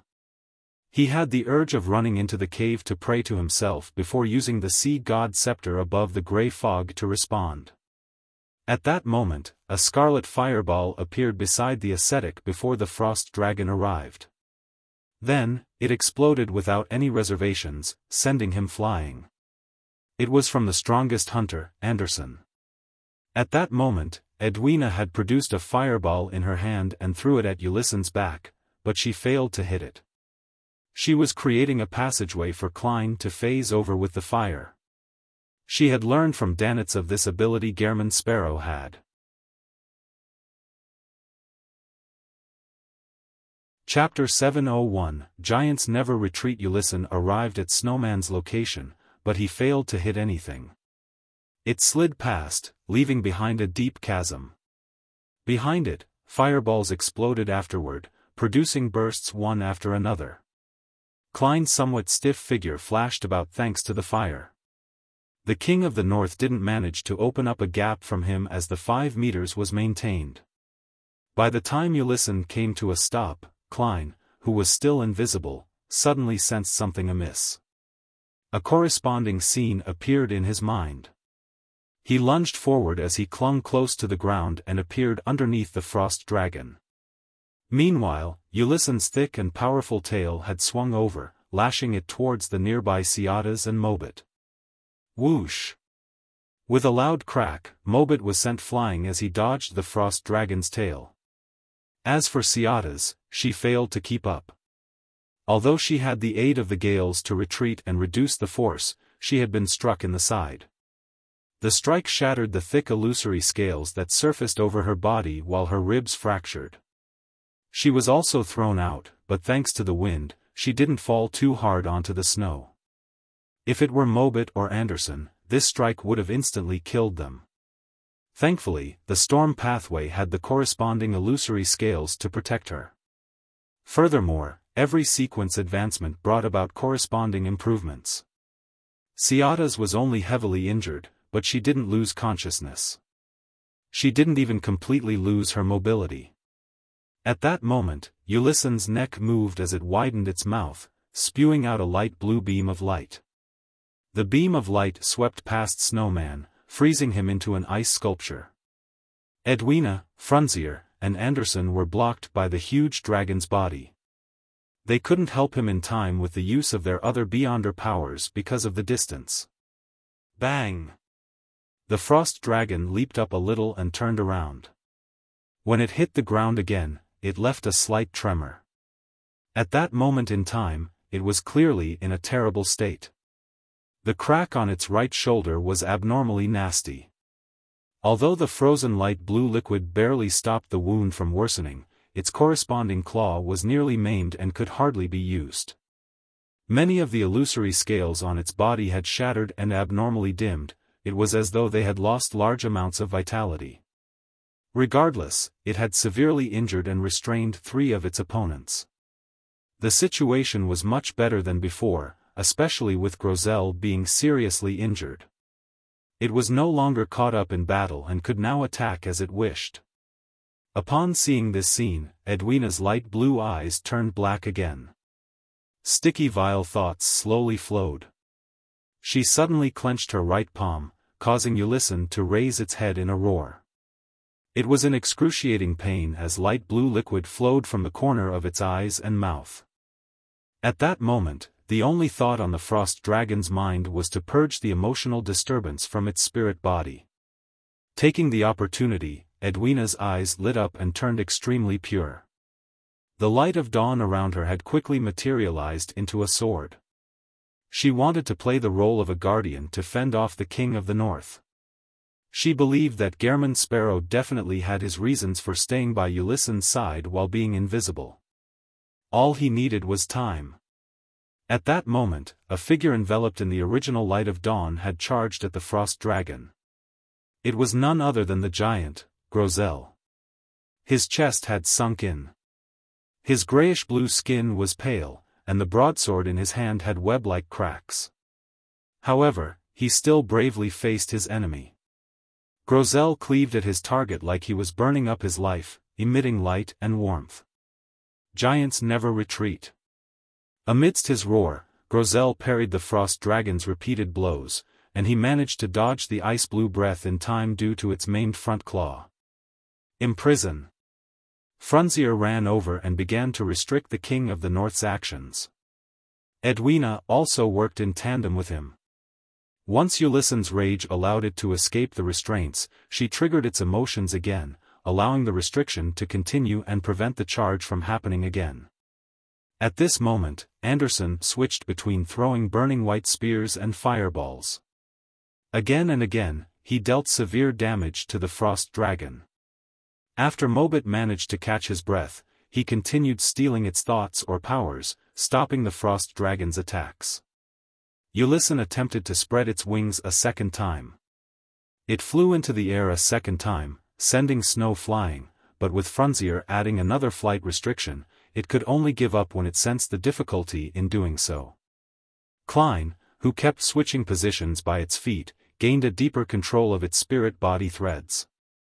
It had long reached the 20-second threshold, but he failed to achieve success. This was because the King of the North's spirituality was extremely potent. After a while, there was a clang. Grozel's broadsword was tainted by the frost dragon's breath as he was struck by its claw. The former shattered completely, turning into countless fragments as they flew everywhere. With sputtering sounds, the invisible walls in front of Grozel reached their limit as they let through several fragments that impaled his head and chest. Frunzier, who was similarly nearby, failed to dodge in time. The side of his armor collided with the fragments as his side was mangled. Giants never retreat. Grozel roared loudly once again. The light of dawn radiated from him once again as a sword made of pure light appeared in his palm. As the dark red blood on his face flowed, he parried the frost dragon's strike. At that moment, Klein was flicking the spirit body threads before he finally saw the opportunity to achieve initial control. 3 seconds. 2 seconds. 1 second. Ulyssen's actions instantly froze as all its joints seemed to grow rust. The frost dragon immediately became alert and sensed that the source of the danger came from beneath it. Seizing the moment before its thoughts came to a complete halt, it instantly made the decision to sit down. It wanted to quash the despicable fella. Suddenly, its mind went adrift, having forgotten what it wanted to do. And about 20 meters away, Mobit Zorost's knees buckled as he sat strangely on the snow. Klein took the opportunity to move his feet, walking to the side of the frost dragon's hind legs at a decent speed. His invisibility was beginning to wear off. After all, the mimicked ability definitely couldn't compare with the original. He extended his hands halfway as his spirituality jumped, his actions akin to controlling a huge puppet. Bang! Ulyssen, whose thoughts were already slowing down, finally recalled what it wanted to do. Its hind legs slowly bent as its hefty figure smashed downwards, but all it did was send snow and dust flying. No. No good. Have to do that. Thoughts flashed through its mind sporadically as its heart suddenly contracted, condensing a terrifying light blue halo. This was the Beyonder power stemming from its life. It could create a cold hell. With this, Klein and company would completely freeze. If not for Snowman's experience and powers being capable of restraining that state, more than 1 or 2 Beyonders would have died. However, with it under Klein's control, everything Ulyssen tried to do was clearly impeded. Edwina acutely noticed the source of danger which she previously had no idea about. Immediately, she clenched her right fist, detonating the frost dragon's strong emotions. The King of the North's figure trembled in slow motion as the light blue halo that it had just converged scattered out of control. It failed to interfere with its environment. The frost dragon's mouth slowly opened as it let out a stuttering cry. Ciata stood up with great difficulty the moment she recovered a little. Upon seeing the situation, she immediately held back her pain and drew her bow. Her hair flared up again as heavy dark clouds appeared in midair once again.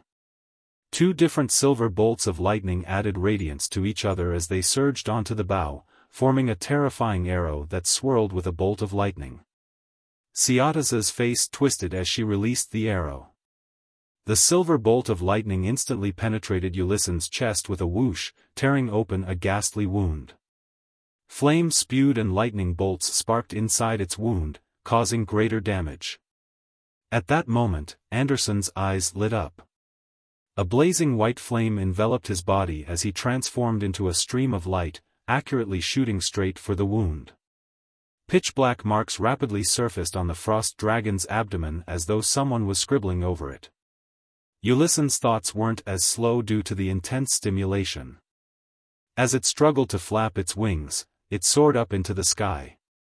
Flying is prohibited here. Frunzier added more restrictions in a timely manner. Bang! King of the North fell to the ground again as its pitch-black marks on its abdomen tore open. Light blue blood and damaged organs spewed out like a waterfall.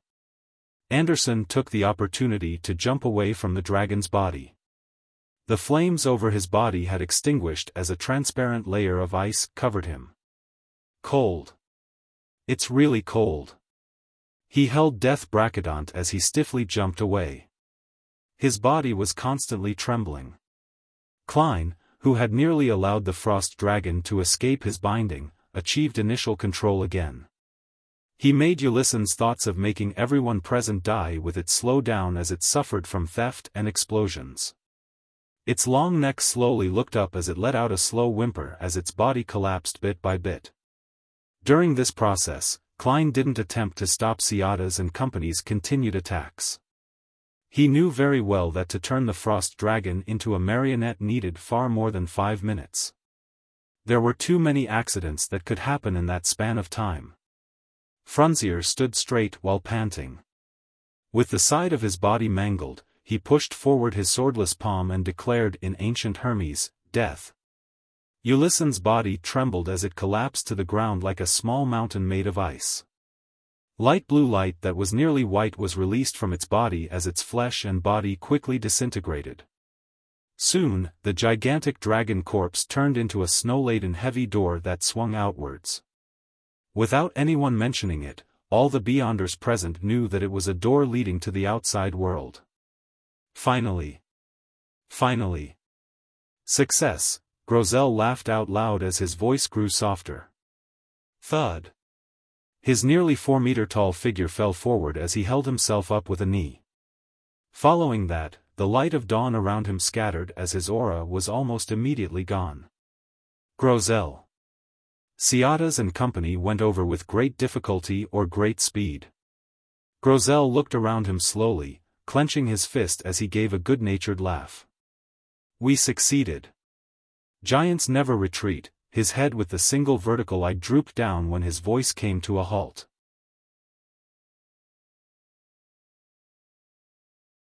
Chapter 702, Epilogue, Grosel. Frunzier, who was closest to the giant, rushed to Grosel and caught him.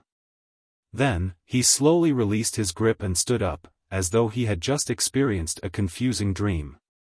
Ciata's tore out of Mobit's arms, and ignoring the pain all over her body, she ran to Grosel's side with the aid of the wind. She bent down and carefully observed for a moment. Then, she nudged the giant and hysterically shouted, "Wake up! Wake up! It's time for us to leave." Her voice softened into silence. Mobit stood by the side, seeing the giant unable to maintain his body as it wavered. Finally, it fell to the ground with a thud. He fell silent for a few seconds before exhaling. At that moment, Anderson and Edwina had already run to Snowman. One used a flame, while the other mimicked holy light to quickly defrost him. As Klein was nearby, he directly arrived by Grosel's side. His spirit body thread's vision told him that the giant was dead. Only his spirit lingered, but it was beginning to scatter. This made his damage transfer powers completely useless. From the moment Grosel ignited the light of dawn and engaged the frost dragon in a second battle, he must have prepared himself for death. Klein fell silent.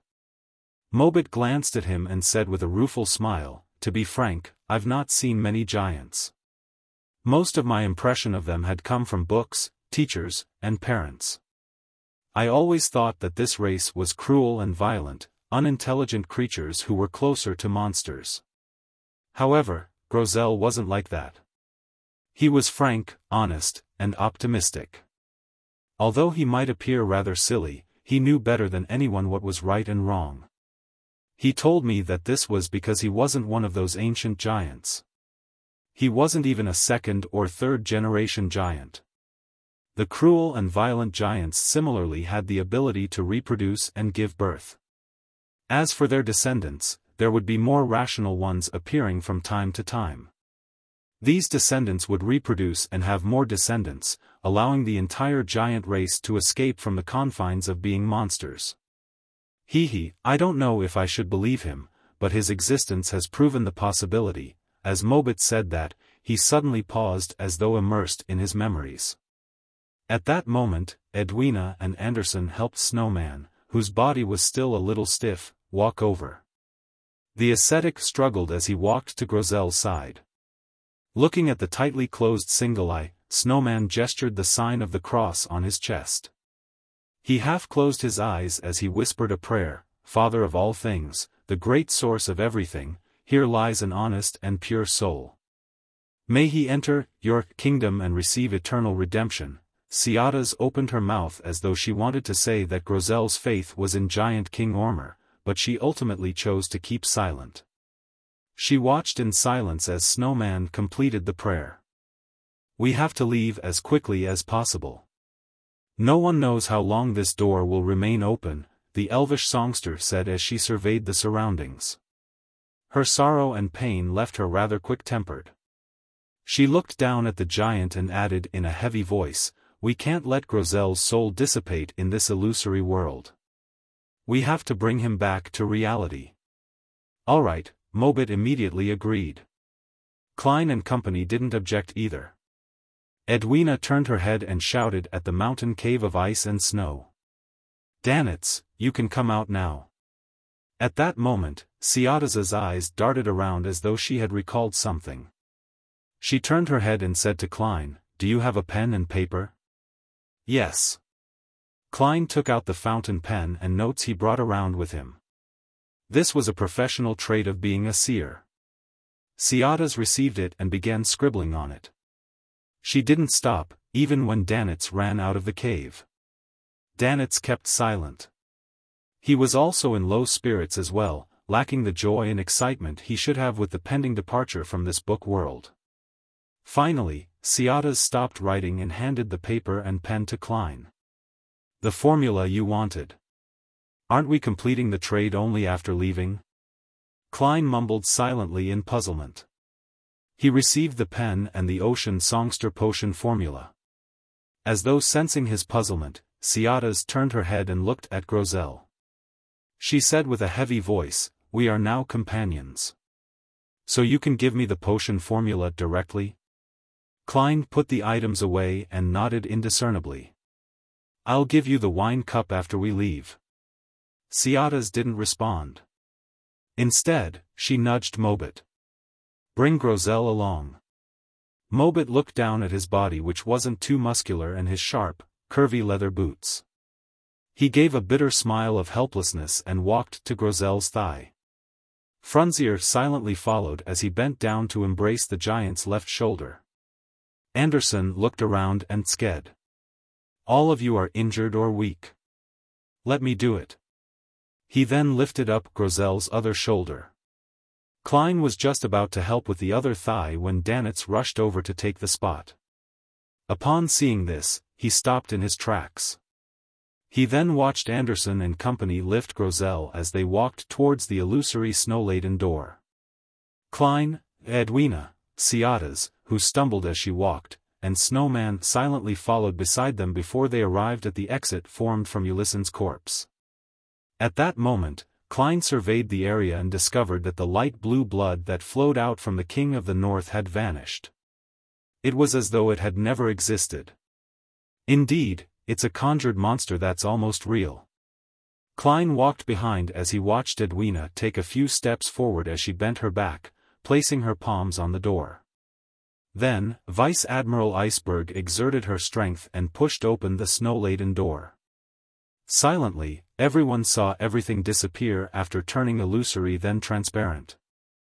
Rows of brownish-yellow bookshelves quickly appeared before their eyes, along with the orange-yellow sun which had just set below the horizon and a desk with a fountain pen, ink bottle, and paper. This was Vice Admiral Iceberg Edwina's cabin. Klein quickly placed the middle of the table in his sights. Sitting on it was a book filled with yellowish-brown goatskin. The book flipped to the end as a result of a formless wind. Klein and company then saw the epilogue. With the help of the crazy adventurer and the strongest adventurer, Groszel fulfilled his promise. He led his teammates and slayed the King of the North, but he also ended up sleeping forever in the Nation of Frost. It didn't even give our ending. Ciatas, where do you plan on heading to next? Mobit released Groszel's thigh as he turned his head to ask the elvish songster. Ciatas's eyes seemed to glaze over for a few seconds before she firmly said, "Seek out my race." Just as she said that, she suddenly saw Mobit's flaxen-colored hair rapidly turn white. His originally smooth face had obvious wrinkles. In just a second, Mobit was dying of old age. Ciatas's heart tightened. Just as she was about to lunge forward, she was surprised to realize that she had lost the strength in her legs at some point in time. With a thud, she fell to the ground and realized that the back of her hands were covered in the aged spots of an elder. She instantly understood what was happening as tears immediately flowed down her face. She struggled as she attempted to crawl towards Mobit. Mobit had similarly slumped to the ground as he crawled towards her while extending his right palm. Ciatas reached out her right palm and grabbed the wrinkled and thin hand. They raised their heads with great difficulty as their pupils reflected one another. The corners of their mouths curled up simultaneously before loosening weakly. Their eyelids drooped down and blocked out the light.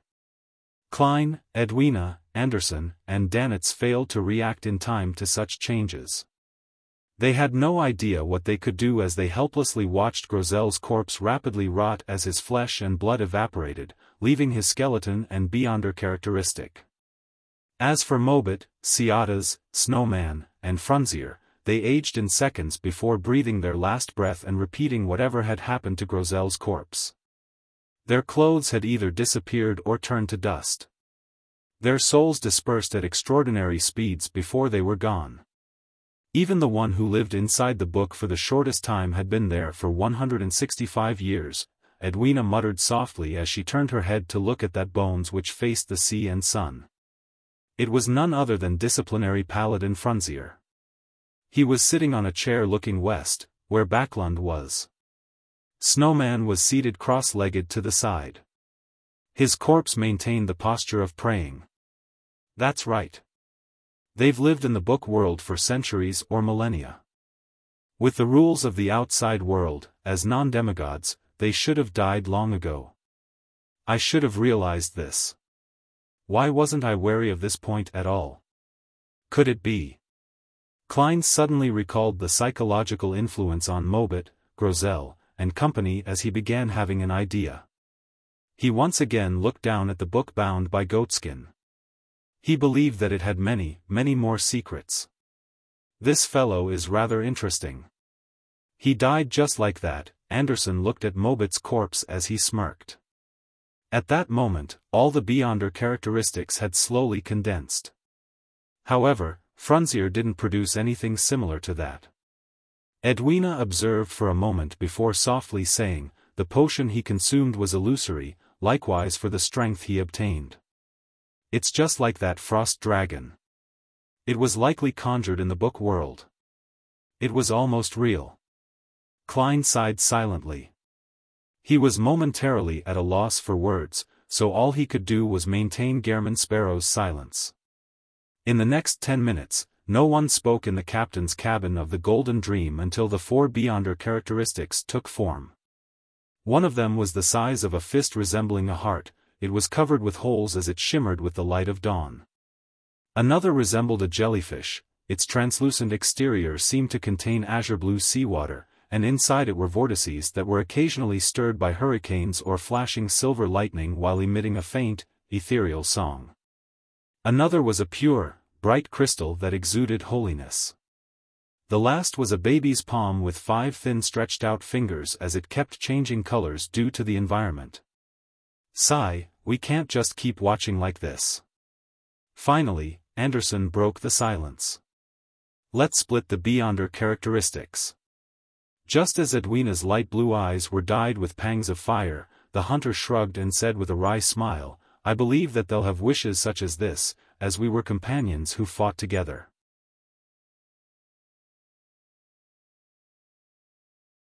Chapter 703, Thank you. Present. Seeing Edwina's gaze warm up, Anderson curled the sides of his mouth and shook his head with a sigh. You're always so inflexible. That's why you aren't able to become an artist your entire life.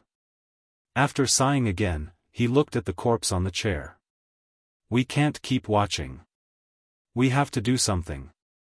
Doesn't Xiada's wish to find her race? Let's bury her near an elvish ruin in Sonia Island. Mobit looks like he wants to be with Xiada's. We should bury them in the same tomb. Doesn't Frunzier want to return to Backlund? Burn his remains to ashes, store the ashes in a box, and bring it to the city when possible.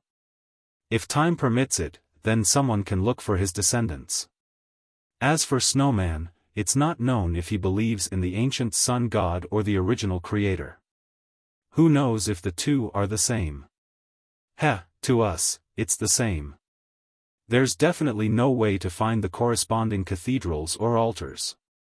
Therefore, the only thing we can do is bury him beside Grozel. Grozel. He wishes to return to the Giant King's court, but that's a city in myths and legends. There's no way to find it in the real world. However, there are giant ruins in the northern and southern continent. We can bury him there and allow him to have a proper burial. Giant King's Court. Backlund. Klein listened in silence as he deliberated for a few seconds. Leave the ashes of Grozel, Snowman, and Frunzier with me. He believed that in the time to come, the City of Silver would manage to reach the Giant King's court. When that happened, he could hand Grozel's and Snowman's ashes to Little Sun and allow him to bury the two ancient figures. As for Backlund, Klein needed to return to it, as it was the final destination of his travels. He could then bring back Frunzier, who had left his hometown for more than 165 years. Edwina added, the Golden Dream often goes to Sonia Island. I'll handle Sonia Islands and Mobit's remains. All right. You'll be in charge of the cremation later. Anderson turned to look at Danitz as he chuckled and sighed. Look, everyone plays a part in this. There's no need to feel inferior. He originally imagined that Danitz wouldn't understand his consoling and would glare at him angrily. To his surprise, this well-known pirate's expression turned heavy as he nodded in silence. Ahem. As companions who face the King of the North together, let's each choose one.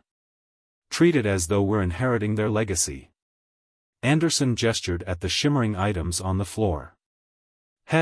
These Beyonder characteristics definitely have remnants of their psyche. I wonder what kind of influence they will bring. Be it concocting it into a potion for consumption or getting an artisan to craft it into an item, there should be something special about them. The former can be digested with the acting method, but nothing can be done about the latter. From the looks of it, you don't know the acting method. Treat it as though I didn't say a thing. The last two lines were said to Danitz. Klein didn't have the mood to lampoon Anderson. He looked at the four Beyonder characteristics and said, give Xiada's to me. This was the main ingredient of an ocean songster. Edwina thought for a moment before saying, I'll take Snowman's. It corresponded to the Priest of Light which Klein already had one of.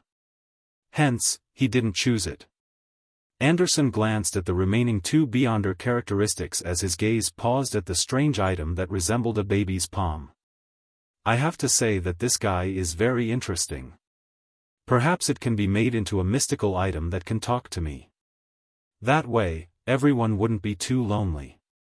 At that moment, the giant's heart didn't have an owner. Klein glanced at Danitz and indifferently said, it's yours. Mine? I didn't do anything. I didn't participate in the battle. Danitz was extremely surprised. Klein said simply, you scouted and took on a risk. To Klein, this was a form of compensation. This was because Danitz had chanted the fool's honorific name and knew Gehrman Sparrow's secret.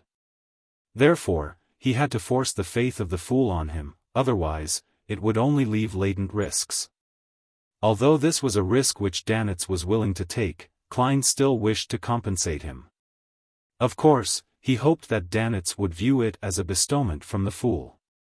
And regardless of exchanging Grozel's Beyonder characteristic for money, using it to purchase the corresponding formula and ingredients, or making it into a defensive mystical item, all of them would be very useful for Danitz.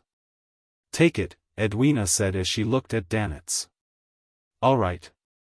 Danitz nodded after a few seconds of silence. After distributing them, Klein took a few steps forward and bent his back to pick up Ciatas's Beyonder characteristic. Looking at the azure-blue seawater sloshing inside the translucent membrane, he could vaguely hear the elf's beautiful singing. Just as he stood up, he saw Danitz nodding as though he was responding to a question. However, no one had spoken. Klein's gaze swept past Edwina's expressionless face and suspected if this mysticism magister was communicating with Danitz in a way others couldn't hear. Seeing Danitz give an affirmative answer, Edwina reached out to pick up Grozel's travels from the desk and closed it. She then handed it to Klein. "This is a token of my gratitude. Without me, all of you would have defeated the Frost Dragon." Klein didn't reach out his hand as he looked at the book comprised of yellowish-brown goatskin. "No, we definitely would have died.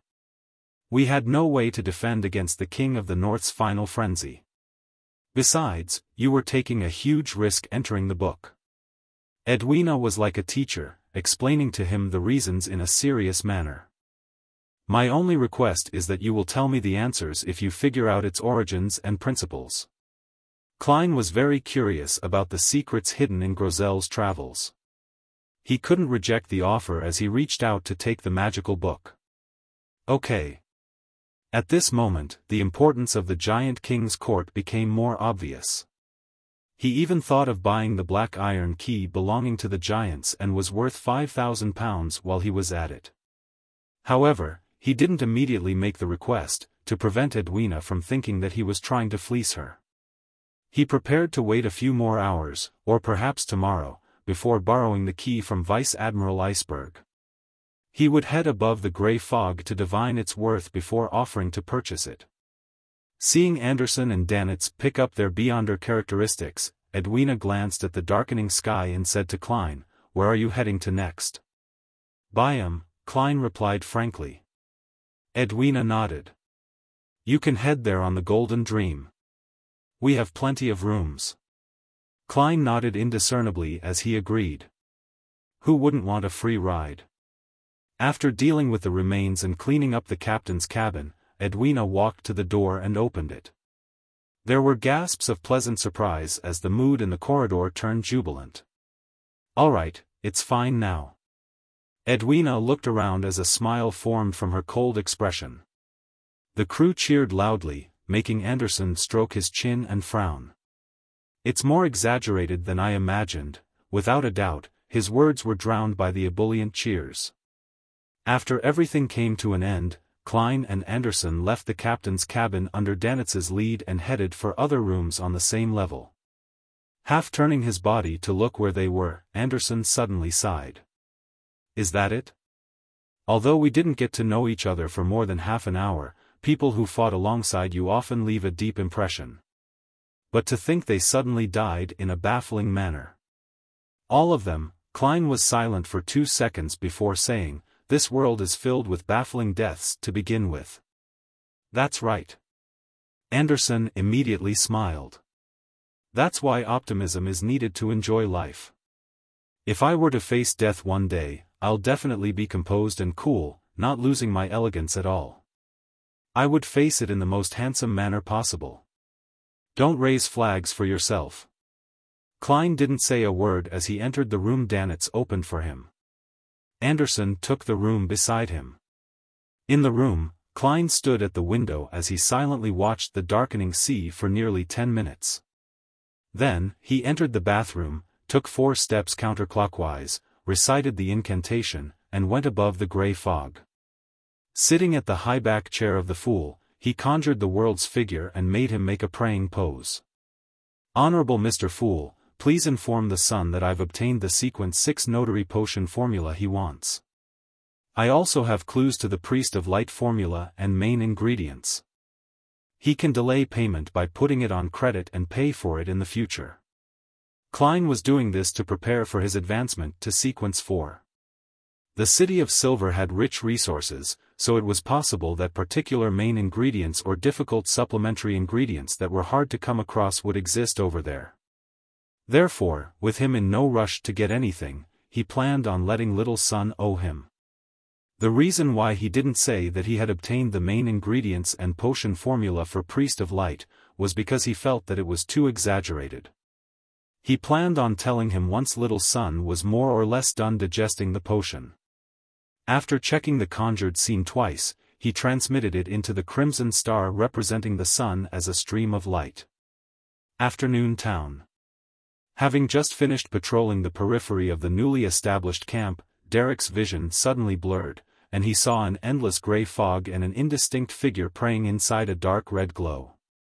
Immediately following that, he heard the world's voice and learned that his notary potion formula had been acquired. Mr. World's efficiency is really high. It's the exact number of days that he promised. Furthermore, he even got clues to the Priest of Light potion formula and main ingredients. Derek felt joy after a moment of alarm. He couldn't help but admire the world, wishing that he would possess similar strength and styles in the future. Above the grey fog, the world made another prayer after Mr. Fool confirmed that there weren't any problems with the Ocean Songster potion formula. Honorable Mr. Fool, please inform Mr. Hanged Man that I've already obtained the Ocean Songster's potion formula and the corresponding main ingredient. I'll give it to him during the next tarot gathering. Please get him to consider what he would like to provide in exchange.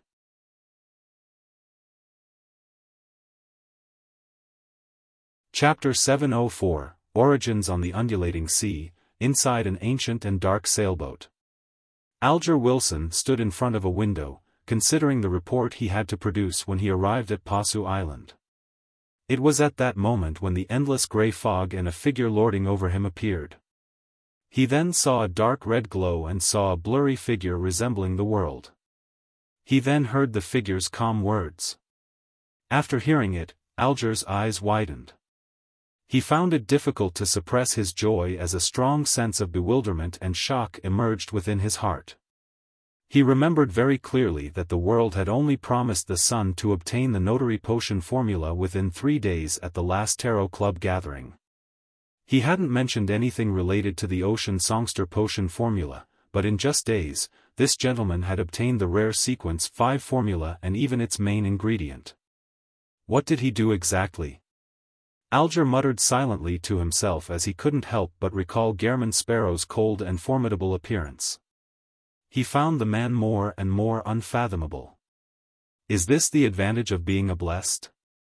Yes, I just received the news yesterday that Gehrman Sparrow boarded the Future last week in Nas. On the one hand, it proves that Admiral of Stars is indeed the Hermit, and on the other hand, it means that what the world did last week was extremely important.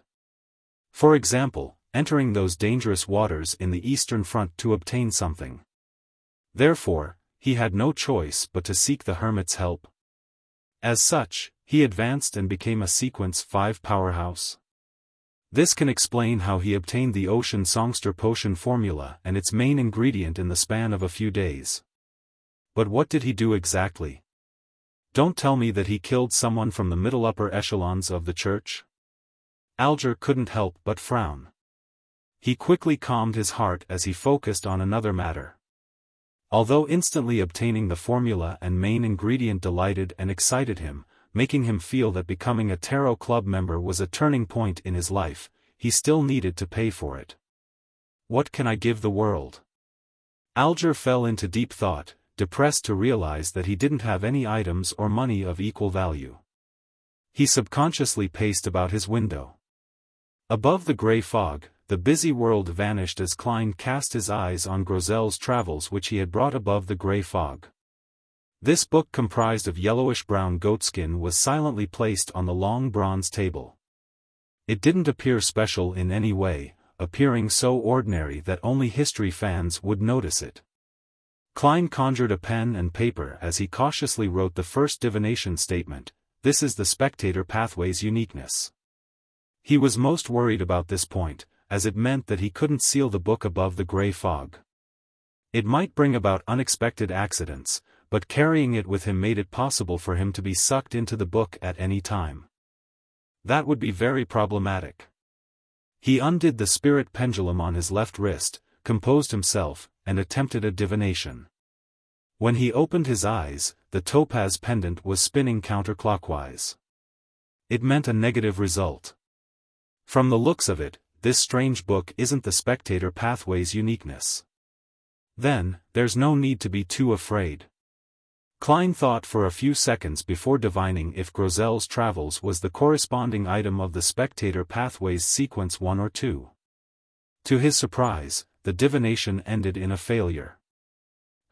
He thought for a long while before penning a new divination statement: its origins. The reason why Klein dared to do such a divination was because he knew very well that the spectator pathway's sequence 0 had long perished.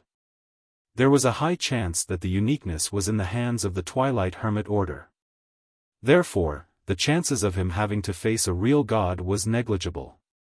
Putting down the pen and holding the paper and book, Klein leaned back into the chair and recited the divination statement as he entered a dream with cogitation. The gray, hazy world cracked open as the sky turned extremely dark. It was as though strong winds were stirring the dark clouds. In this dark environment, a sliver of light appeared first along the horizon as it grew bigger and clearer. It was a floating continent. It was a huge continent that could hold several cities. The continent's periphery was grayish-white in color. Huge boulders revealed their outlines, and above them, there were dozens of erect 100-meter-tall stone columns. They either stood independently or propped up magnificent ancient palaces. Dragons of different colors, grayish-white, scarlet-red, yellowish-bronze, as well as some made of ice, were flying over the continent and the one-of-a-kind city. At times, they would land on a stone column to rest as they overlooked the land. At other times, they would enter the opulent palace and vanish from Klein's sight. Among them, the smallest one was about the size of King of the North Ulyssen. The biggest spanned 100 meters. The scene quickly zoomed in as a palace with a height of over 200 meters occupied Klein's vision. Its interior had stone columns erected, propping up a dome. The space was so large that it allowed any dragon to move freely within.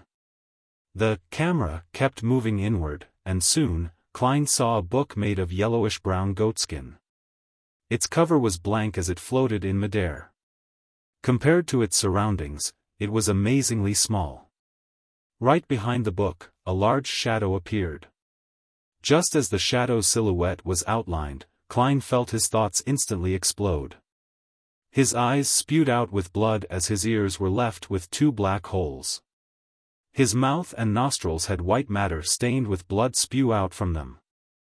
The mysterious space above the gray fog gently trembled as it pacified everything. Klein quickly recovered as he gritted his teeth and rubbed his head. It hurts. It freaking hurts. It's in no way inferior to the eternal blazing Sunday. I didn't even discern his looks or gain any knowledge. Was he dragon of imagination Ankwelt? According to Little Sun's information, he had perished at the end of the second epoch. After so many epochs, spanning 2 to 3 millennia, just prying into the mystery was enough to put me in such a sorry state. If not for the gray fog's screening and assistance, I would have died immediately. This mark is way too powerful, isn't it? There's no way of comparing them. Its damage is inferior to the previous encounter with the eternal blazing sun, but one had died long ago, while the other is still alive. It just begs the question if the ancient gods are stronger than the real gods of the present day. Using nearly a minute to recover from the pain, Klein recast his gaze on Grozel's travels. He tapped the model table's edge and muttered silently, "This book's author is Dragon of Imagination Ankwelt? A book written by an ancient god, a storybook that can automatically deduce the ending? What is his goal?" When this book was formed, the Dragon of Imagination likely hadn't encountered the ancient sun god and was fine. After all, it would take some time to go from the City of Miracles, Liveseed, to the Giant King's court. And before Grosel was swallowed by the book, the Giant King's court was clearly still in existence. Just a prank? A toy used to kill his boredom? Or could it be that the Dragon of Imagination had foreseen some of the future? He specially created this book to leave behind a chance for himself or the dragons to resurrect. However, he underestimated the ancient sun god's might, and he completely perished. It made the book unusable for millennia, so all it could do was naturally absorb characters into it to play out a story. Klein made some guesses, but he wasn't able to verify them. After some consideration, he thought of finding a chance to enter the book in search for clues. In the future, I can enter as a spirit body above the gray fog. Once I encounter any trouble, I'll immediately return. Yes, I'll make the attempt after I'm no longer with Edwina and Anderson. I have to be careful and cautious. Klein nodded as he divined if leaving Grosel's travels above the gray fog would bring undesirable changes to the mysterious space, but he was met with failure again. As for the reason, he actually knew why. This was a place that transcended the spirit world. Divining about matters involving this area naturally failed if attempts were made to obtain revelations from the spirit world. After deciding to frequently come above the gray fog to take a look so as to prevent any accidents, Klein threw Grosel's travels into the junk pile. He then waved his hand, summoning a golden wine cup that had been partially flattened.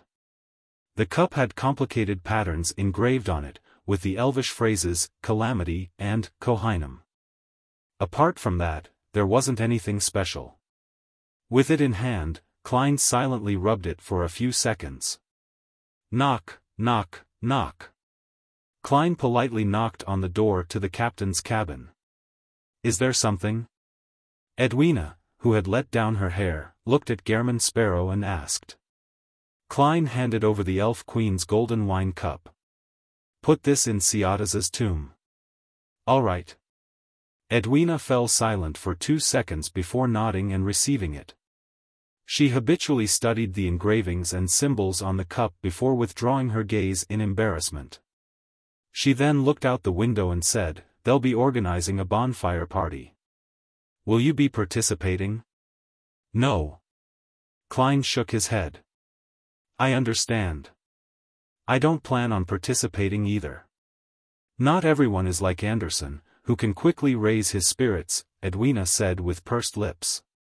"Actually, it's not necessarily a bad thing." Klein was momentarily at a loss for a response. And apart from giving lessons, Edwina wasn't good at socializing. Immediately, the two of them fell silent. About 10 seconds later, Klein silently inhaled and broke the silence. "Are you selling that key that originates from the giants?" "Yes." Edwina thought about it before glancing at her collector's room. She added, "I can lend it to you for studying. You can decide whether to buy it before leaving the ship."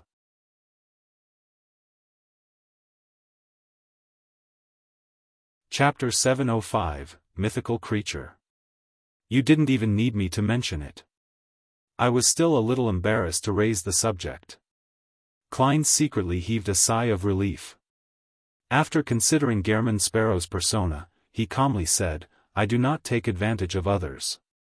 Just as he said that, he felt a little regretful. He was afraid that Vice Admiral Iceberg would really change her mind. Edwina's light blue eyes moved slightly as she said, "The only condition is that you have to tell me the answer to anything you figure out." Phew. Klein didn't harp on the issue as he nodded. "Okay." About a minute later, he carried an iron black key the size of a heptachord. And at that moment, there was a series of fervent singing from the deck. Your eyes are so mesmerizing that it feels like the light from dawn. When night comes and the sun has gone down, I almost start feeling melancholy, fervently awaiting your light. Oh, your eyes are so mesmerizing that it feels like the light from dawn. Klein subconsciously went to the window and looked out. He saw that the bonfire had already been lit, and the Golden Dreams crew, that had nothing to do on their hands, were gathered around it. They were either roasting meat or fish as they guzzled beer. Otherwise, they would be dancing a rather random but lively dance alongside singer Orpheus's singing. It was a very merry atmosphere. The oily roasting exuded a tantalizing aroma that wafted upwards. Klein saw that Anderson Hood was also among the pirates, drinking in high spirits and eating happily. From time to time, he would shout a few words and say a joke, as though he was already a member of the Golden Dream. He was no longer ostracized like before. Instead, Danitz didn't appear among them. At the very least, Klein didn't see him near Iron Skin or Barrel. As long as he doesn't provoke others, Anderson is rather good at socializing. This might be the intelligence-gathering powers of a conspirer. Yes, he might have transferred the hatred onto me. I wonder if Danitz will work hard after what happened. If he can improve himself and acquire greater strength, then as the fool, I wouldn't only have myself as a subordinate. I don't have to always appear as a trinity. This secret existence of mine finally has a real believer, someone I can directly order to do things, even though it's only limited to Danitz. I have to say, it's still quite pathetic. As Klein reflected over the matter, he prepared a ritual to sacrifice the giant's key above the grey fog. At that moment, his spiritual perception was triggered as he instinctively activated his spirit vision and looked to the side. White bones were thrown up as they materialized into the messenger with black flames in its eye sockets. Half of the messenger's body was in the lower deck, so it was nearly level with Gehrman Sparrow without tearing through the ceiling. However, the palm holding the letter remained huge, as though it could easily wrap it around Klein's head. Mr. Azek was quite quick to reply this time. As Klein politely nodded, he received the letter and unfolded it. Just as he was about to read its contents, he suddenly realized that the skeleton messenger remained standing there. It didn't vanish once it delivered the letter. "Is there something?" Klein asked in surprise. Just as he said that, an idea flashed through his mind as he quickly added, "If there's a need to reply, then I will summon you again." The skeleton messenger's huge head nodded as its body collapsed like a waterfall before returning to the underworld. Ma'am Rionette Tinker previously waited for me to give a reply, same for the skeleton messenger this time. Is this some new regulation the messenger world has enacted? Pooey. There's no such thing as a messenger world. They're all individually summoned, and most messengers are just doing it part-time. Yes, the skeleton messenger gave me an aggrieved feeling. Klein shook his head without much thought before focusing his attention on Mr. Azek's letter. To put it simply, attaining godhood begins from the moment one advances to sequence 4. It's a slow process of evolution towards a mythical creature. This process comes to an end at sequence 2. Therefore, there is a qualitative difference between an angel and a saint. In ancient times, the former are even called subsidiary gods. Every demigod, including saints and angels, have their own mythical state. This is a non-human form which is a potpourri of complex knowledge, godhood characteristics, and secret symbols. Ordinary people will suffer tremendous damage from a simple glance, to the point of losing their minds. And as the demigod grows in strength, the damage only grows more potent and irresistible. Therefore, creatures at this level have to constantly control themselves to not expose this form, or just from their very existence alone, it can bring about a catastrophe to their surroundings. To demigods, one of the main traits of losing control is losing reason. When that happens, they will no longer be able to restrain their mythical creature form. However, a saint's mythical form isn't complete. There are clear characteristics of their original race. Strictly speaking, one is a true mythical creature only after they reach sequence 2. I wonder if the blood that Ma'am Hermit wants is the blood of a mythical creature in the true sense of the phrase, or if the criteria can be relaxed. I wonder if the placenta blood from Wuxia birth counts. He is a sequence 1 snake of fate, an absolute mythical creature, just not in the correct form. I'll accumulate more matters before writing on the paper crane to ask him. Yes, there are only 2 more times, so I need to do it for serious matters. However, I'll be returning to Backland soon. With this in mind, Klein silently calculated when Wuxia would be born. He didn't make an accurate recollection, but based on his impressions, Wuxia had been conceived last November, and it was currently only the middle of April. Therefore, he will be born in July. Perhaps earlier. Klein thought without great certainty. After all, he didn't have a girlfriend or wife in his previous life, much less having a child. He quickly threw those thoughts to the back of his mind and began setting up the ritual. He sacrificed the giant's key to himself. The reason why he didn't use his spirit body to carry it, it was simply because it was too heavy. Soon, he arrived above the gray fog. He made the iron-black key fly onto the surface of the bronze table as he seriously inspected it a few times. After confirming that there wasn't anything abnormal about it, he conjured a pen and paper and wrote the divination statement, the place this key corresponds to.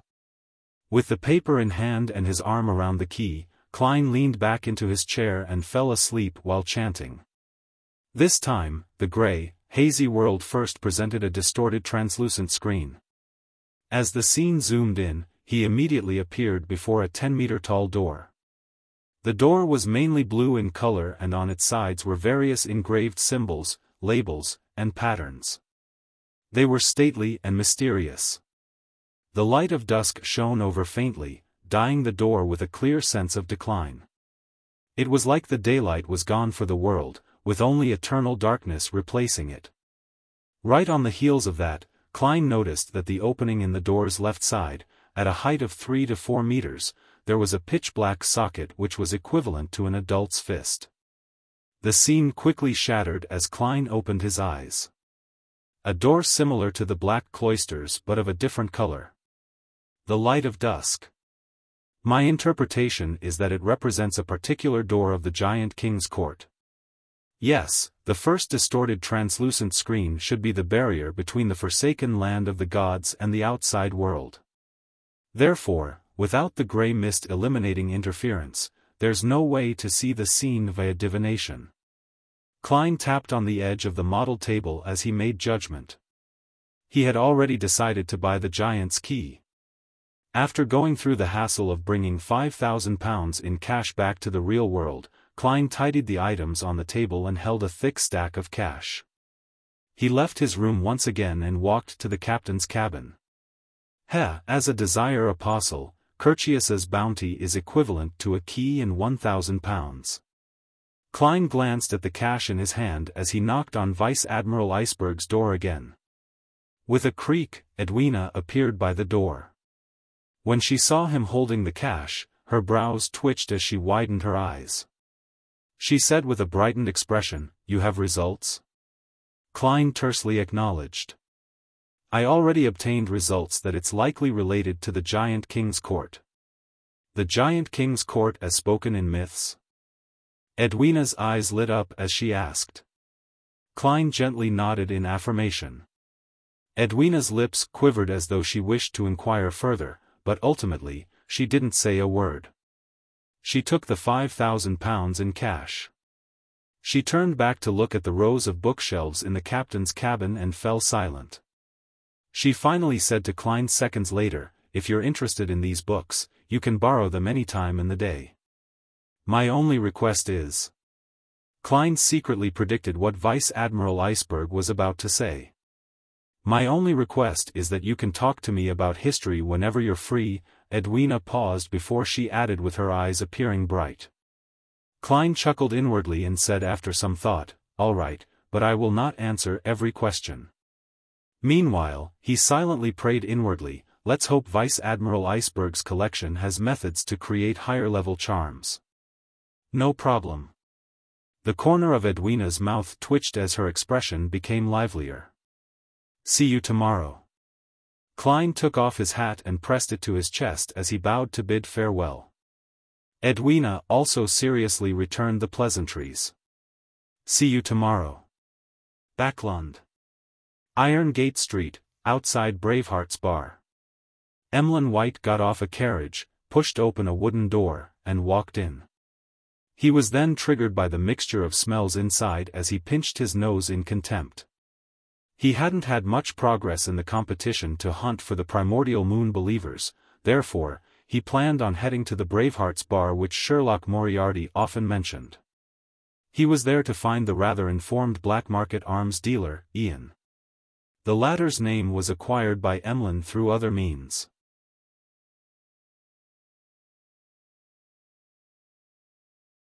Chapter 706, That Man Turning His Body to the Side. Emlyn avoided a bulldozing drunkard.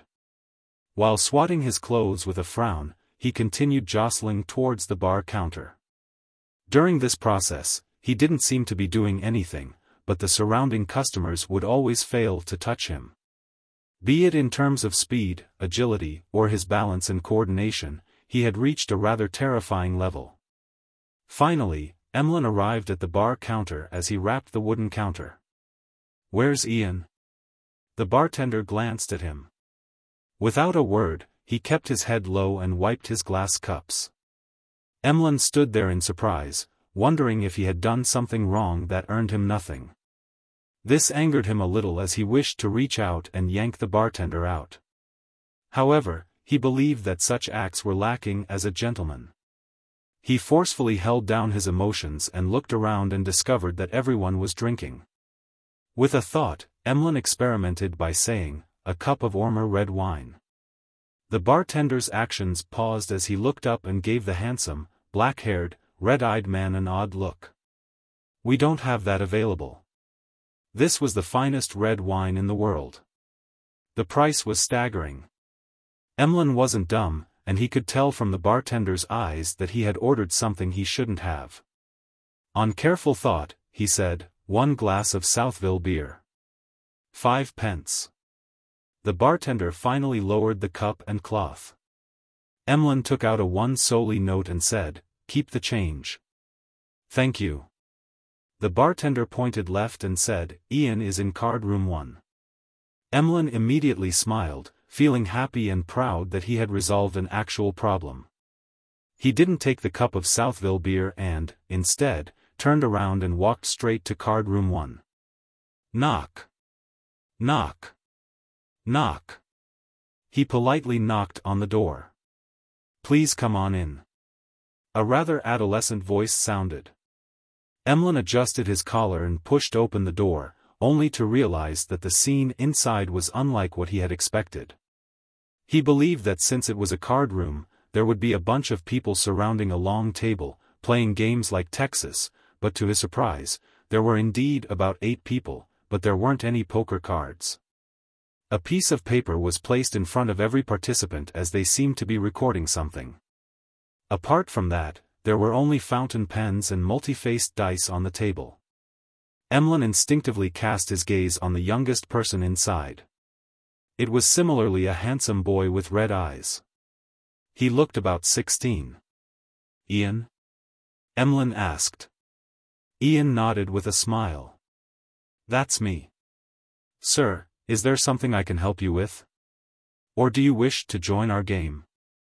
"Game?" Emlyn returned with a question. Ian chuckled. "Yes, game. I don't enjoy playing cards or billiards, but something needs to be done when spending the whole day here.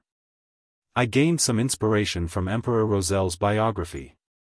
It's to organize a few people to sit down and attempt a tabletop adventure. In this game, as long as you abide by the rules, you can be anyone, a doctor, an adventurer who loves eating vegetables, a private detective who always carries a wrench and pipe, or an adventurer who enjoys radical ideas. Together, they can head to some ancient castle and seek out the history hidden within, battling all kinds of monsters along the way. Sounds a little interesting. Emlyn had a feeling that this game suited him well. Do you want to join? We're currently embroiled in a ploy and are facing a powerful ancient vampire. He appears to have a handsome face, but beneath his skin are boils formed from his boiling blood. Ian warmly invited him. Sanguine, thank you very much. Emlyn's expression twitched indiscernibly as he directly said, I have a mission for you. All right. Let's go to the room next door. Ian took his round hat and old satchel and stood up. The billiard room next door had no one in it. The boy closed the door with great familiarity as he surveyed the area before looking at Emlyn. Sir, I do not know you. Might I know who introduced you? Emlyn lifted his chin and smiled. Sherlock Moriarty. Just as he said that, he suddenly looked left and right as he raised his hand to pinch his nose. So it's Detective Moriarty. Ian heaved a sigh of relief without hiding it. I'm assured then. By the way, didn't he go on vacation to Desi Bay? When will he be back?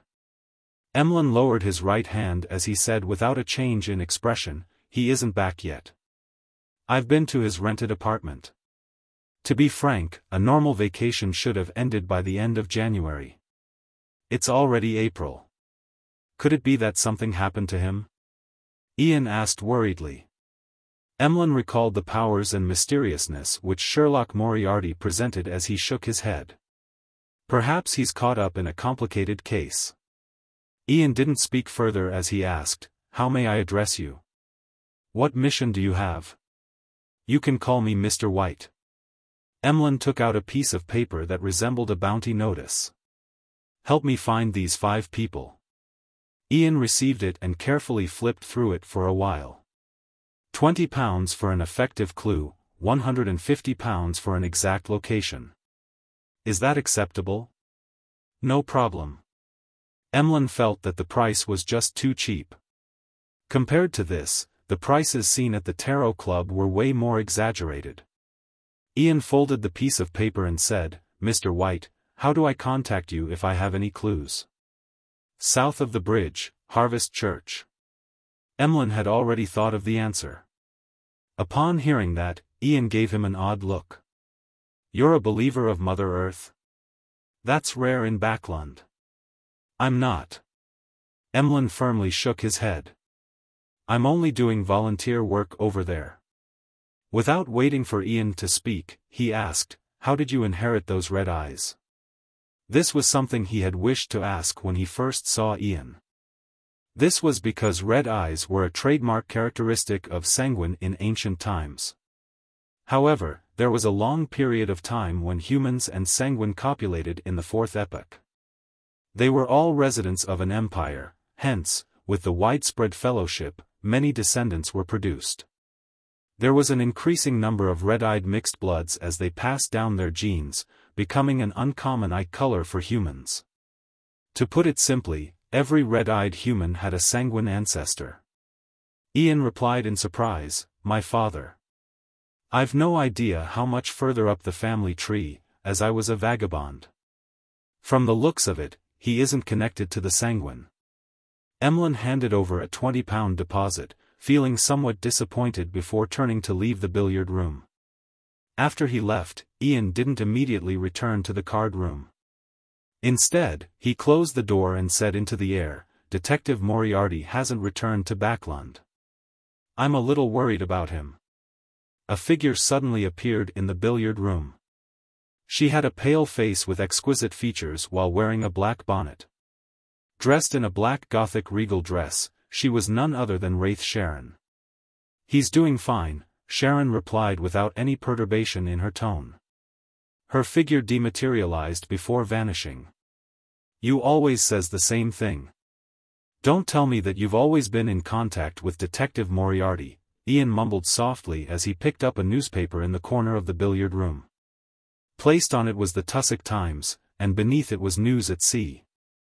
The latter was mainly used to report the situations of the different colonies of the Lone Kingdom and matters at sea, but due to technological restrictions, the news at sea that reached Backland was severely outdated. It wasn't of much use to people who needed it, so subscription numbers were low, and the business was floundering. Later, with a suggestion from a new chief editor, the newspaper's style changed.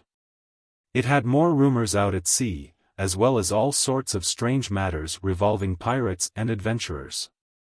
It appeared more like stories rather than actual news reports. To people's surprise, this change in style was welcomed. As it involved ghosts, specters, sea monsters, and treasures, it became the semi-literate people's prime choice to flaunt their knowledge to the illiterate at the various bars. After all, although the stories seemed fake, they were sufficiently interesting. Ian casually flipped through the newspapers without finding any content of interest.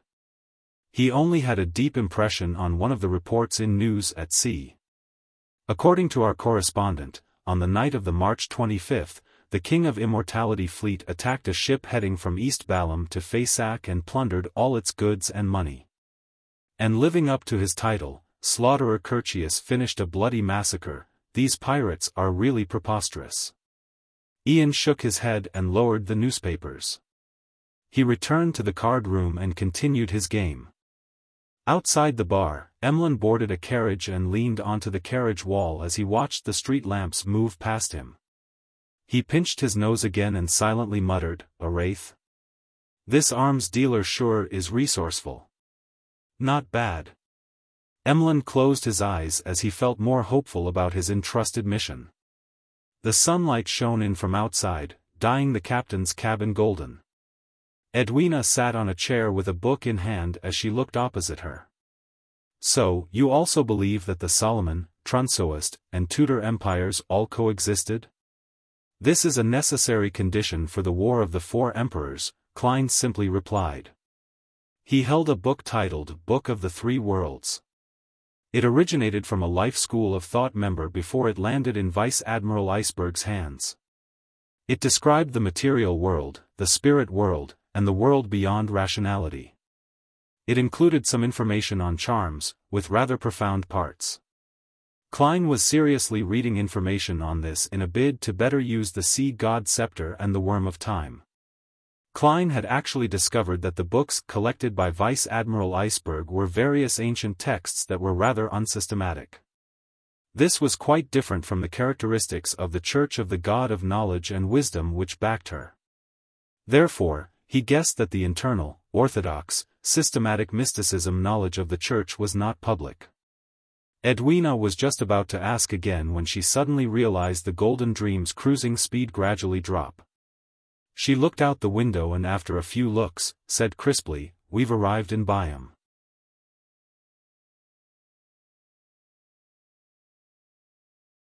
Chapter 707, Danitz request. We've reached Byam. Klein stood up upon hearing that and looked out. He saw the familiar Resistance's private harbor. He didn't show his surprise as he commented calmly, "Faster than I expected." It was 3 hours faster than he had expected. "It's faster than I expected as well." Edwina looked away and agreed with Gehrman Sparrow. However, these are all unimportant details. Klein lowered his head, pretending as though he was browsing through the rest of the Book of the Three Worlds. He then handed it to Vice Admiral Iceberg. "That marks the end of this discussion." Edwina looked at the book in silence. She opened her mouth, but no words came out. She reached for the Book of the Three Worlds and placed it on the table in passing. Following that, she got up and bowed. "I look forward to future discussions with you. Your expertise in ancient history is admirable." If Klein had been acting as himself, he would have said a few words of humility while praising Vice Admiral Iceberg for her breadth of knowledge. Unfortunately, he was the crazy adventurer, Gehrman Sparrow. All he did was nod and say, "We are collaborators." It meant that there would be opportunities in the future. He didn't speak further as he left the captain's cabin and returned to his room. He packed his suitcase with a relaxed mind, waited for the Golden Dream to dock, and then headed straight for the deck. At that moment, there were many crew members gathered on the deck. It included Gourmet Brew Walls, singer Orpheus, and flowery bow tie Jodson, most of the crew who were upper echelon members of the pirate crew with their heads worth a handsome bounty. They gave sincere smiles as they happily kept waving at Klein. Among them, Beryl and Iron Skin were filled with excitement as they belted out a song for their departing guest. When did I have such a good relationship with them? Klein lampooned as he walked past the pirates until he arrived at the gangway. Anderson Hood was there with his hair combed, his clothes neat and tidy. He said with a laugh, "They probably mean to say goodbye, or should I say, let's hope we don't meet again. Gehrman, do you know how dangerous a situation you were in? You nearly became the public enemy of every crew member. They were so eager to steer the Golden Dream to Byam in 5 minutes." Klein was just about to answer when he saw Danitz jog over with a black cloak draped over him. This fellow has really resolved himself to do better, and he plans to leave the Golden Dream to go at it alone? This is a little incompatible with my plans. Only by being around Vice Admiral Iceberg and the Church of the God of Knowledge and Wisdom would his value as a believer of the Fool be accentuated. However, it doesn't matter. If Danitz can grow stronger, it will be even more meaningful. Klein habitually measured the pros and cons before ignoring his other thoughts. He looked at Danitz in silence and waited for him to speak. Danitz opened his mouth with a serious expression, but nothing came out of it. All he did was give a hollow chuckle and say to Anderson, "Do you have the potion formula for Conspirer?" "Yes," Anderson said with a chuckle. "But I have no plans on selling it to you." Danitz's expression darkened as Anderson continued, unfazed, "What's the point of obtaining the Conspirer potion formula now? Any attempts to advance now will only result in failure. Pal, it's best you redo your acting as a hunter, followed by a provoker, and then a pyromaniac. Heh, it's best that you get an artisan to make that giant's heart into a defensive mystical item. Otherwise, I'm afraid you would be killed by others when the time comes. After you're sure about your chances, get the Conspirer potion formula from your captain. She has it. However, I believe that will be the end for you. Heh, Conspirer has very high requirements." Danitz's face twitched as he was being mocked, but he remembered every word Anderson told him. This was because the man before him had the title of Strongest Hunter, who had rich experience on this pathway. Furthermore, he had a vague idea that the key was acting. He suspected that the captain's guidance from before was directed at this, just that it was rather vague. "There will come a day when I'll let you know what a true conspirer is," Danitz stubbornly retorted before looking at Gehrman Sparrow. He cleared his throat as he said without daring to look into his eyes, "I've already made the request with Captain. In the future, I'll be in contact with the Resistance, and I'll often be in Byam. It means you don't wish to leave the Golden Dream, but you will find opportunities to hone yourself? Heh, why does it feel like you're reporting to your boss?" Klein chuckled inwardly as he gave a terse answer. Danitz was instantly relieved as he felt a lot better. If it wasn't because his companions were watching behind him, he would have diligently helped Gehrman Sparrow carry his suitcase and send him all the way to the dock. After watching Gehrman and Anderson leave, he cautiously decided to pray to the Fool every day starting tonight. He wanted to show his devotion to prevent any accidents from happening to him. Inside the Resistance's private harbor, Anderson watched as Gehrman Sparrow circled into another newly built road before walking out of the woods via the shortest distance. "You seem familiar with this place?" "This road wasn't here the last time I was here," Anderson said, partially bored and poignant. "Of course, there are so many people praying to me every day telling me what they've done, and I occasionally give them a response, such as directing them to mend this road." Klein thought smugly but replied with a stoic expression, "Where does your friend stay?" "In a manor in the Byam city outskirts." Anderson sped up his pace as he led the way. An hour later, he brought Klein to a manor. There was an eclectic smell from various spices, mixed with an indescribable ersatz exoticism. After informing the gatekeeper of their intentions, the two didn't wait long before they saw a man of medium-sized build of less than 1.75 meters walk over. By his side were his butler and valet. The man's skin was somewhat sallow, with quite a tan. His contours were gentle, but his eye sockets were much more recessed than most Loanese. To Klein, he could basically determine the man's background. He was a Highlander from the Fainapotter kingdom. The man was already a little plump, with a rotund, amiable face. He immediately laughed when he saw the strongest hunter. "Anderson, you aren't dead yet?" "I'm waiting to attend your funeral," Anderson replied without standing on ceremony. He then turned sideways to Klein. "Ukva Connor Chris, the doctor of my former team." He didn't introduce Gehrman Sparrow to Ukva and said with a grin, "I've brought you business." Ukva instantly understood Anderson and didn't ask in front of his butler and valet. He led the duo towards the main building in the manor. Along the way, Klein saw buildings like windmills, bakery, brewery, and militia training grounds. The entire manor appeared like a miniaturized kingdom. Apart from the lack of a blacksmith, it was completely self-sufficient. Most iron products were cheaper buying them from the city than personally making them. This is the pastoral lifestyle. Klein sighed silently as he followed Ukva into the house and to his study. Ukva didn't call the mistress of the house over, nor did he carry his child to meet Anderson and Klein. Clearly, he didn't wish for them to have any contact with the mysterious world. Hence, after he closed the door, he went straight to the point. "What's the business? Didn't you wish to sell that revolver?" "He has intentions on buying it."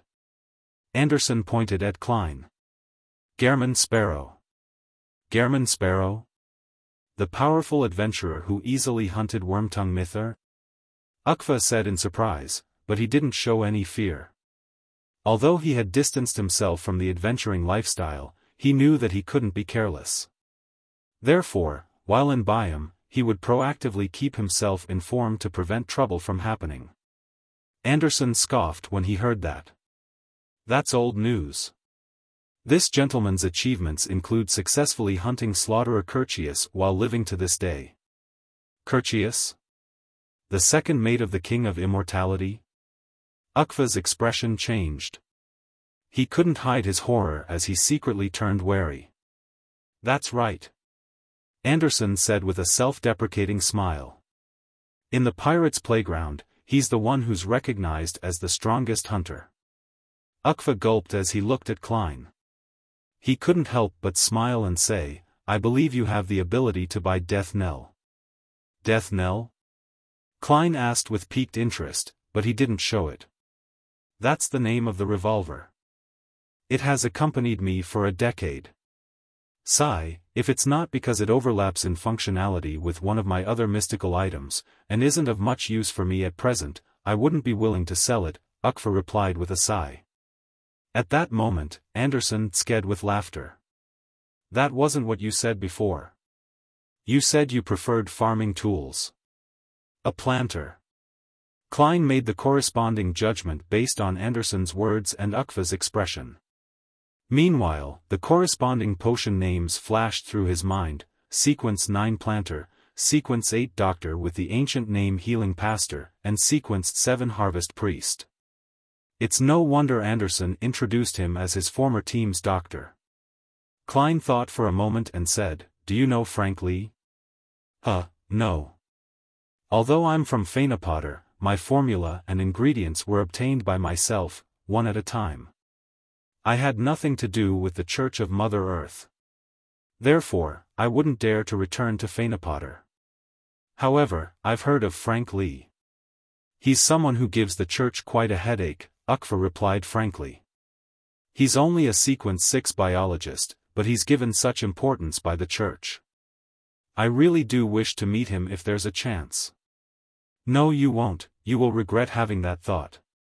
Klein could tell from Ukva's answer that he believed in Mother Earth and was likely a powerful Sequence 5 beyonder. By his side, Anderson's face twitched when he heard Ukva. He said with lingering fear, "That guy does give one a headache. In a certain sense, you can call him a devil. His powers and thoughts have exceeded the level of a Sequence 6. Alright, let's not talk about him. Whenever his name pops up, I still remember the milk that was jettisoned. Ukfa looked at the duo in puzzlement as he restrained his looks of curiosity. He walked to the table side, opened a drawer, and pulled out an iron-black revolver that looked a little longer than an ordinary revolver. This is Death Knell, Ukfa introduced it solemnly.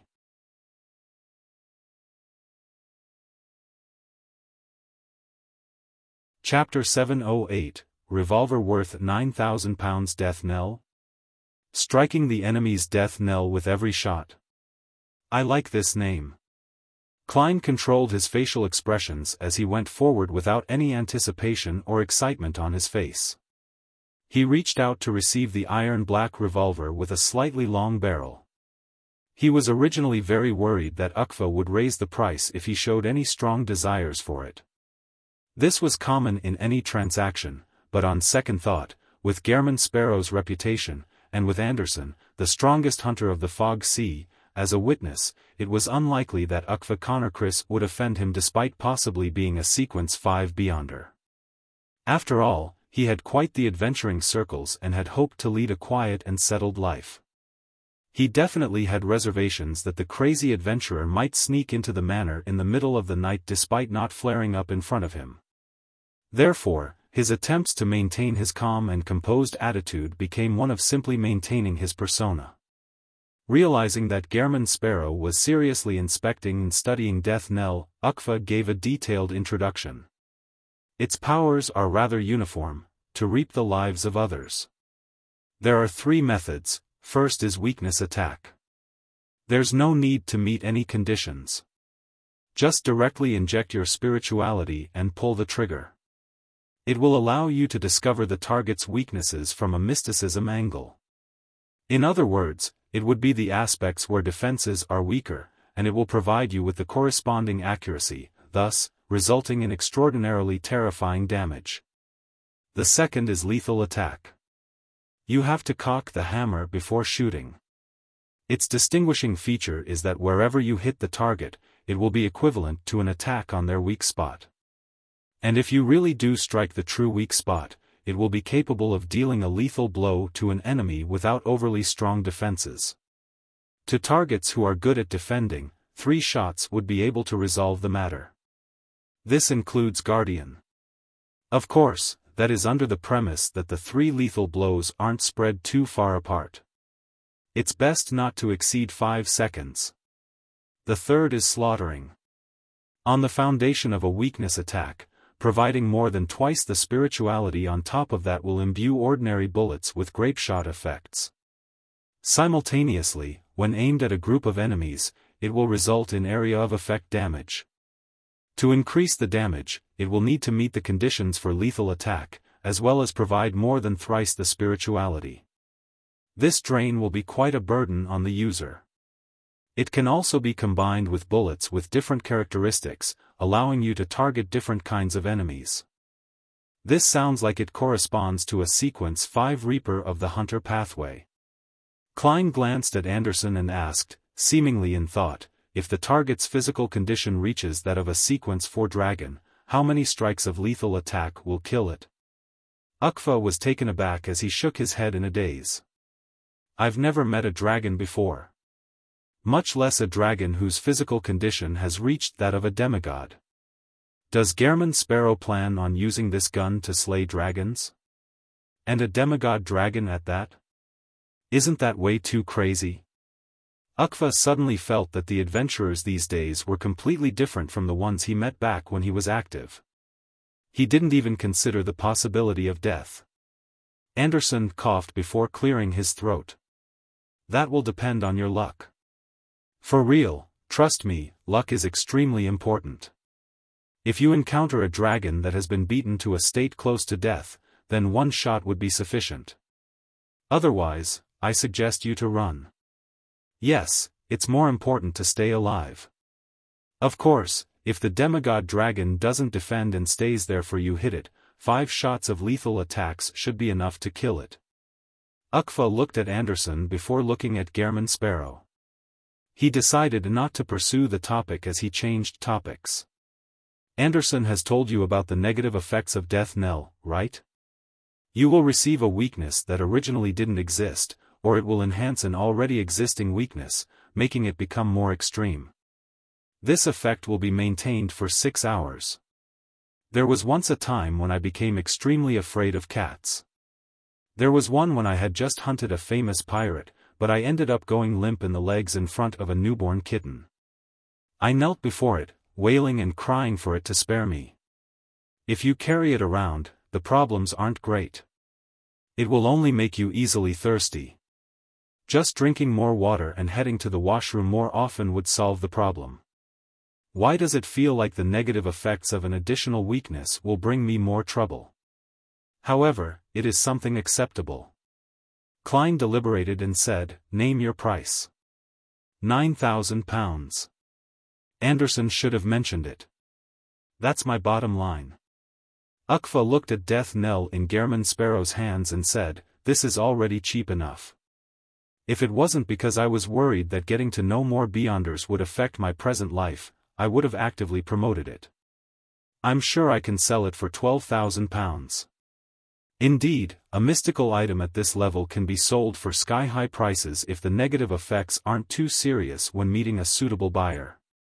Normally speaking, 10,000 to 12,000 pounds is a reasonable price. Although Klein had the intention of bargaining, the price was already low enough that he felt embarrassed to try and take advantage of him. With a terse acknowledgement, he said, "I'll give it a run. I'll complete the deal if there aren't any problems." Of course, he didn't really try the gun, as it would give him a weakness for nothing. His method for inspection was to use his spirituality to probe the gun, along with testing for the credibility of Ukfa's words via divination. He did it rather openly, without minding Ukfa's and Anderson's gazes. "I'll make confirmation later above the grey fog. However, Ukfa likely doesn't dare to lie to me. He's definitely afraid of a crazy adventurer seeking revenge on him.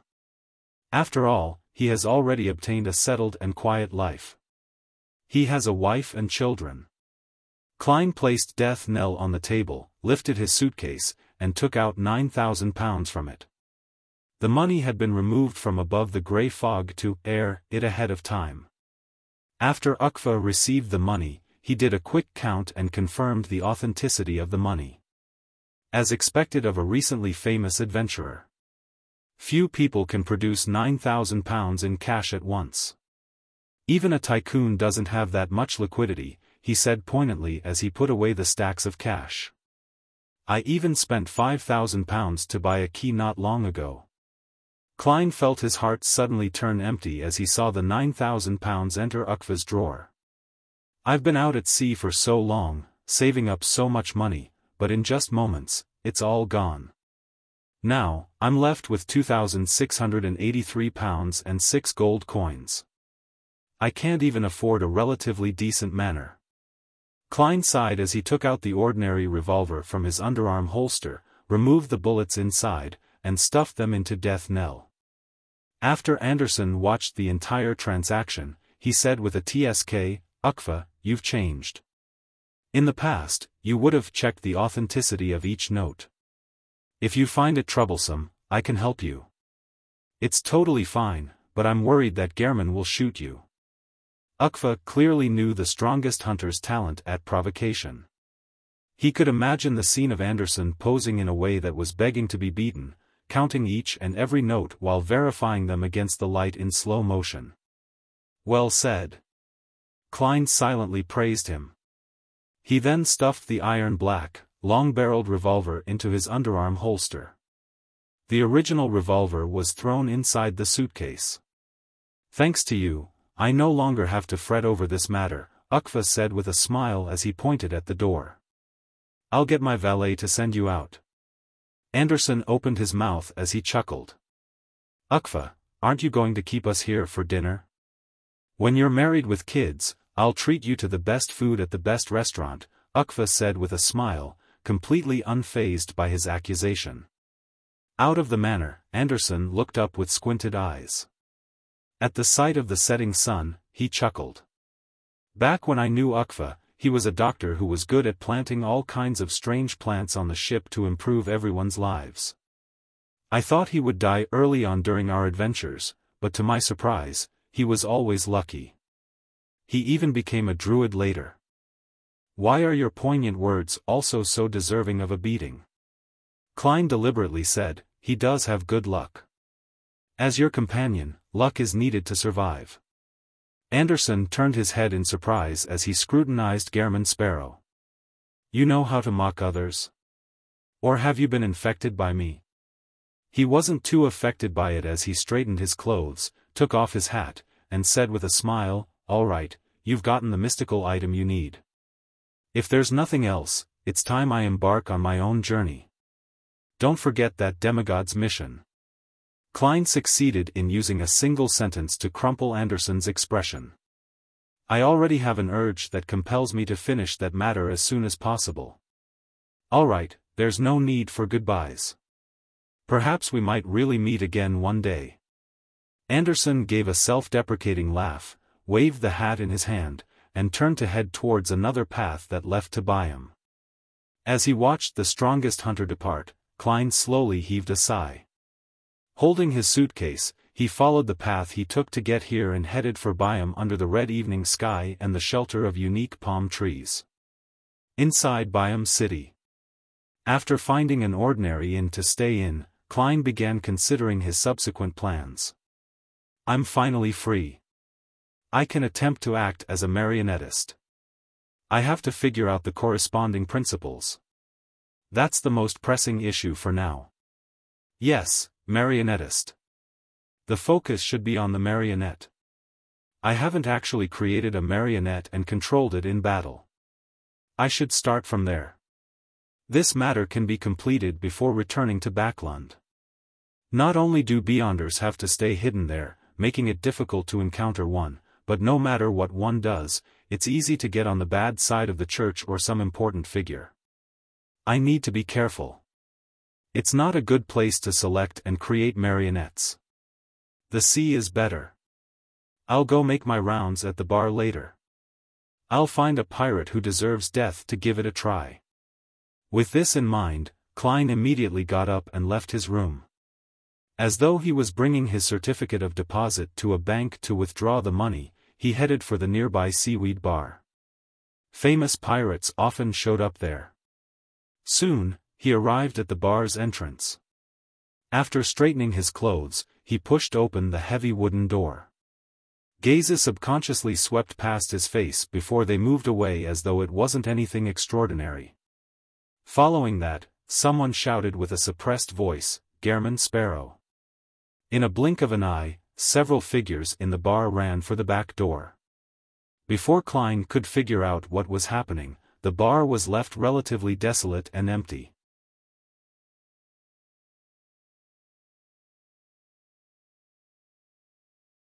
Chapter 709, Elland's warning. As Klein looked at the bar, which was so silent that he could hear breathing, he was taken aback. Only then did he step in and walk straight to the bar counter as though nothing had happened. I should change my appearance the next time I come, he thought in frustration, just short of facepalming. Ukva's lack of awareness that Gehrman Sparrow had successfully hunted Slaughterer Curtius had made Klein believe that the latest news hadn't reached the City of Generosity, and he boldly came to the seaweed bar. To his surprise, the problem lay in Ukva, who had kept a distance from the adventurer circles. He was a little behind on the news, and the crazy adventurer's infamy had already spread amongst the pirates around the Rörsted archipelago. Sighing silently, Klein sat in front of the bar counter and rapped the wooden counter. 1 glass of Southville beer. 6 pence. The bartender gulped his saliva with great difficulty. Klein took out a few copper pence and placed it in front of him. Without a change in expression, he asked, "Any developments recently?" The bartender took the money and carefully delivered the beer to Gehrman Sparrow. Then, he forced a smile and said, "Admiral Emirius Revolt has been transferred back to Backland. Admiral Robert Davis has replaced him, becoming the highest-ranking naval commander of the surrounding waters for the kingdom. The archipelago's situation is a little tense, and many pirate crews have sent people to gather intelligence. Admiral Emirius was ultimately implicated by his brother and lost his post. However, as long as he wasn't directly involved, it can't get worse for him when considering his status as a demigod. At the very least, he can maintain the treatment he receives as an admiral. Nothing will happen to his family either. Once the matter blows over, he might still have a chance of being a high-ranking member of the Navy. Klein gulped down the beer and asked in passing, "Which family is Robert Davis from?" "No, he's not a noble. He's one of the rare officers who slowly rose up the ranks to admiral. In the Berserk Sea, Sonia Island, and East Balam, he has rendered plenty of meritorious services." The bartender recalled the commendations the papers recently had for Admiral Robert Davis. After a pause, he said, "However, I heard that he has received the sponsorship of many nobles." "Yes, with the Imperial Navy, admirals who are from the royal family or aristocrats, or have close ties with them take up at least 80%. The remaining 20% are mainly rear admirals and vice admirals." Klein had long learned of the situation from the documents he received from Emirius Revolt. Compared to this, the army was a lot better. Gehrman Sparrow didn't continue asking as he seemed to focus on his drinking. The bartender then added, "In the past 2 to 3 months, the resistance has been very active. They've been constantly attempting to destroy railways or set up blockades on public roads. They've given the Governor-General's office quite a headache, forcing it to dispatch large numbers of soldiers to maintain a smooth flow of traffic. However, the resistance army seldom clashes with them head-on. I'm aware of that. It's all going according to my plans. In a place where the natives and mixed bloods take up 80%, it's not difficult for the resistance to gather accurate intelligence. Coupled with external sponsors, it wouldn't be hard for them to live on for short periods of time. The reason why they were in a dire situation in the past was all because Helvetia was an irrational sea serpent. It often got them to attack key nodes in a city, fighting head-on with the lone kingdom's navy and army." Klein mumbled to himself in delight as he drank another mouthful of beer. He had also warned the resistance to not be overly active. If they forced the Governor-General's office into a corner, the lone kingdom might send Sequence 5 Beyonders or even demigods who were good at pursuit and tracking. With the resistance's strength, there was no way they could put up a fight. In the name of Sea God, Klein's instructions were to maintain while slightly improving their present situation and await for the global situation to change. This wasn't too far off. According to the various matters Miss Justice had feedback on, and with the Hanged Man giving insight that affirmed this, it was certain that once the Lone Kingdom was done with its internal reforms and making the original and newly added ironclad warship become its main force in combat, a war against the southern continent's colonies was inevitable. He silently drank his beer until the bartender was done. He then wore his hat, got up, and left the bar, heading straight for his inn. Along the way, he saw bronze-skinned children with curly hair and natives with brown jackets and pantaloons. These people either made way in horror without even looking up, or they were hunched in a corner, looking at Klein with a complicated look in their eyes. Klein helplessly curved the ends of his lips as he silently returned to his room. He didn't immediately change his appearance and head to the various bars to seek out pirates. This was because he was certain that they would hide the entire night and not appear again. Just as Klein was planning to enter Grozel's travels to explore it, there was a knock on his door. Without needing to ask, all he did was grip the knob when the visitor's appearance naturally surfaced in his mind.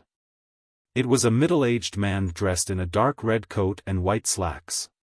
He wore a ship-shaped hat. The corners of his eyes and mouth, as well as his forehead, had clear wrinkles. He was none other than the captain of the White Agate, military personnel, just Elland. Impressive. News of me appearing in Byam just spread, and he managed to find where I'm staying. Of course, it's because I didn't attempt to hide myself. I directly used my identification documents to check in. Klein turned the knob and pulled open the door. He politely greeted him, "Good evening." "Good evening.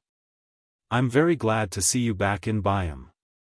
Elland took off his hat and entered the room without any reservations.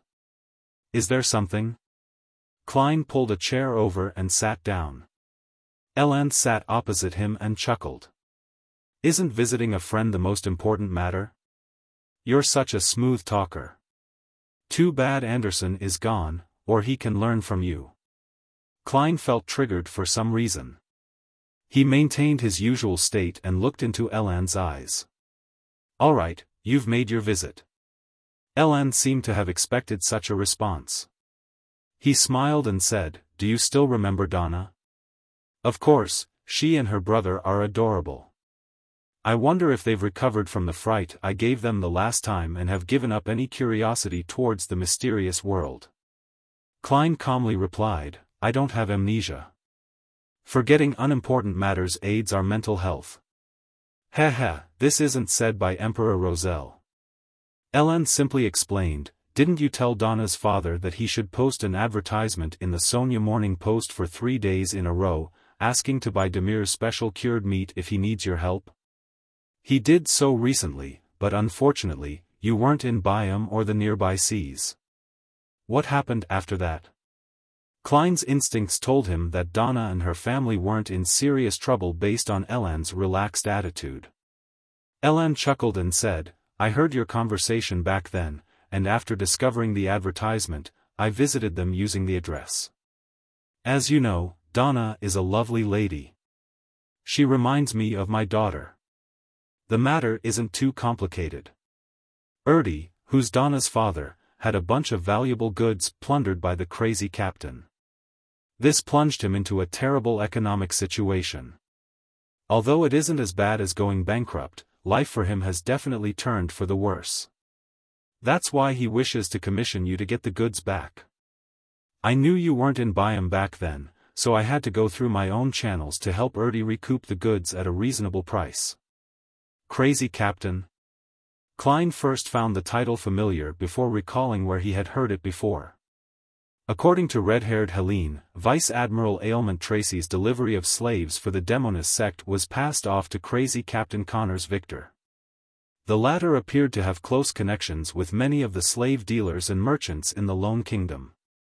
And this was tied to the truth behind the human disappearances in the colonies, as well as the underlying reason of the Great Smog of Backland. I've always been trying to investigate this matter. Back when I attacked Tracy, that was half the reason, but unfortunately, I didn't succeed. Later, I was busy acting for the digesting of the potion and my search for mermaids, so I temporarily abandoned my investigations." Klein's thoughts raced as he asked without a perturbed look, "Where's Crazy Captain now?" "Erdi has already gotten back his goods," Elland hissed, emphasizing that the matter had been settled. Klein looked at him and repeated, "Where's Connors Victor now?" Elland shook his head in exasperation. "I've no idea, but his subordinates are still in Byam trying to gather intelligence. As you know, Admiral Emirius has returned to Backland, and he's been replaced by Admiral Davis. Many changes are in place, so the pirates need to have a new handle of the latest situation. Therefore, I guess that Connors's ship is docked in the shadows of one of the nearby islands, but that's a guess with no way to confirm." After listening in silence with his hands clasped, Klein said, "Thank you." Elland exhaled and looked out the window as his expression rapidly turned solemn. "I came here today to tell you that you're too eye-catching. The higher-ups are beginning to pay attention to you. A powerhouse that can easily kill Curtius wouldn't be ignored.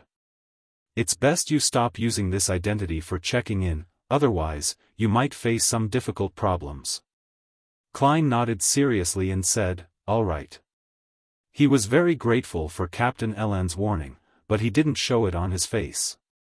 After Elland left, Klein immediately changed his appearance, switched inns, and confirmed that he wasn't tracked by the military.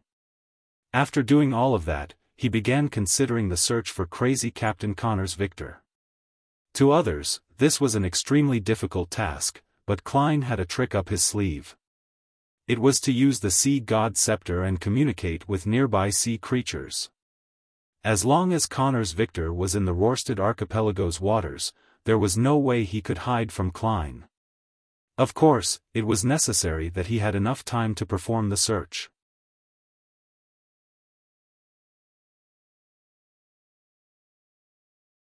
Chapter 7:10, Plan Above the Grey Fog. Klein extended his hand and summoned the Sea God Scepter from the junk pile. He began browsing through the countless points of light swirling about the sealed artifact. Every point of light corresponded to a believer's prayer. The glows swirled with ethereal holiness. Soon, Klein did a preliminary screening as he focused on the waters instead of the archipelago. After he had isolated the Sea God Scepter above the grey fog, he was unable to directly use the divine artifact to sense the surrounding waters and do anything effective. He had to rely on the scenes of his believers' prayers as a foundation before reaching out 5 nautical miles to influence the corresponding undersea creatures. Klein emanated his spirituality and touched one of the specks of light. He saw a native performing his daily prayers in the evening on a fishing boat before docking. As Klein's thoughts changed, the angle of the scene quickly drew higher as more dark clouds and undulating waves appeared in the scene. There are signs of a storm brewing hours ahead? That's right. I did find the atmosphere repressing when I was out. That's why Elland said that crazy Captain Connors's ship is likely to be hiding in the shadows of some island. It was to avoid the storm. Klein tapped the edge of the model table as he muttered silently. Having deduced this, it made his search much easier. This was because he didn't need to search the extensive waters, all he needed to do was focus on the different islands around those waters. With a change in thought, a blue gem at the tip of the Sea God Scepter in Klein's hand lit up. On the waters which no longer had the fishing boat, the crimson moonlight shone down on the deep blue waves that were slowly rising. Suddenly, splashes silently surged upwards as an exaggerated eye looking up into the sky surfaced. Beneath the eye was a massive silhouette. At the same time, all kinds of fish began surfacing nearby. They took in the indistinct halo that came scattering down, and they circled around before swimming down and headed in different directions. 10 seconds later, the waters in a 5 nautical mile radius returned to its previous state. The deep blue waves rose up to a high height again, awaiting the final eruption. Phew! This is a little draining. Klein raised his left hand to rub his temple. He wasn't only simply commandeering the sea creatures, he had also bestowed them with remnant beyonder spirituality to a certain degree. It allowed them to transmit the scenes they saw by praying after they discovered any docked ships around the island. This wasn't too difficult or complicated for the Sea God Scepter, but it was burdensome and draining for the controller, Klein. Then, Klein selected a few praying believers situated on different islands around the archipelago. He then used the same method to command the sea creatures of the region. After doing all of this, he didn't bother throwing the Sea God Scepter into the junk pile before returning to the real world. He took off his coat and collapsed into bed. Having expended his spirituality to the limit, he believed that he would fall asleep immediately. Yet, his head began aching, preventing him from opening his eyes or falling asleep. Klein could clearly feel that his skin seemed overly sensitive. Lumps grew over his skin, and hidden beneath them were countless meat tendrils. Indeed, as Mr. Hanged Man said, if you drain your spirituality to 0 for 2 consecutive days, you'll definitely start hearing things and show signs of losing control. My body became a little abnormal just from reaching my limits once despite not even maintaining it for too long. Of course, it's because I've only recently advanced, and I haven't digested much. Furthermore, there's the excess from the potions from the prior sequences. Klein regained his train of thought as he attempted to cogitate the stacked spherical lights so as to calm the fatigue of his body and mind. Having gradually recovered, he finally fell asleep. By the time he woke up, it was in the middle of the night. At that moment, the winds were howling outside. The rain was pouring as the storm had finally unleashed its might after a prolonged period of brewing. And this wasn't a rare situation in Byam. Apart from that, the night was relatively serene. Klein went to the washroom to clear his bowels. Washing his hands and taking 4 steps counterclockwise, he once again appeared above the grey fog. He picked up the sea god scepter on the end of the long bronze table and began browsing through the scenes from the sea creatures. The scenes were that of ships, all located at different ports, harbors, or the shadows of different islands. Although Klein hadn't seen crazy Captain Connor's Victor, he had previously learned of his traits and the various emblems of his pirate crew. Therefore, he wasn't afraid of failing to identify him. Scenes flashed past as he patiently scrutinized the details of the ships. About 10 minutes later, a look of unconcealed joy appeared in his eyes. He zoomed in on a scene as he pulled the orientation of the scene closer. He had found the suspected ship. The ship was docked at the back of Simeem Island, an island furthest from the Rørsted archipelago. Behind it was a towering cliff with churning waves below it. Its sails and flag had been reefed up, but there was a white skull emblem with an eye patch on the 2 sides of the ship. This was none other than the emblem of the crazy captain's pirate crew. Klein removed the spirit pendulum from his left wrist and made a confirmation with divination. The answer made him rejoice, as it was indeed Connor's Victor's ship. And crazy captain only had 1 ship.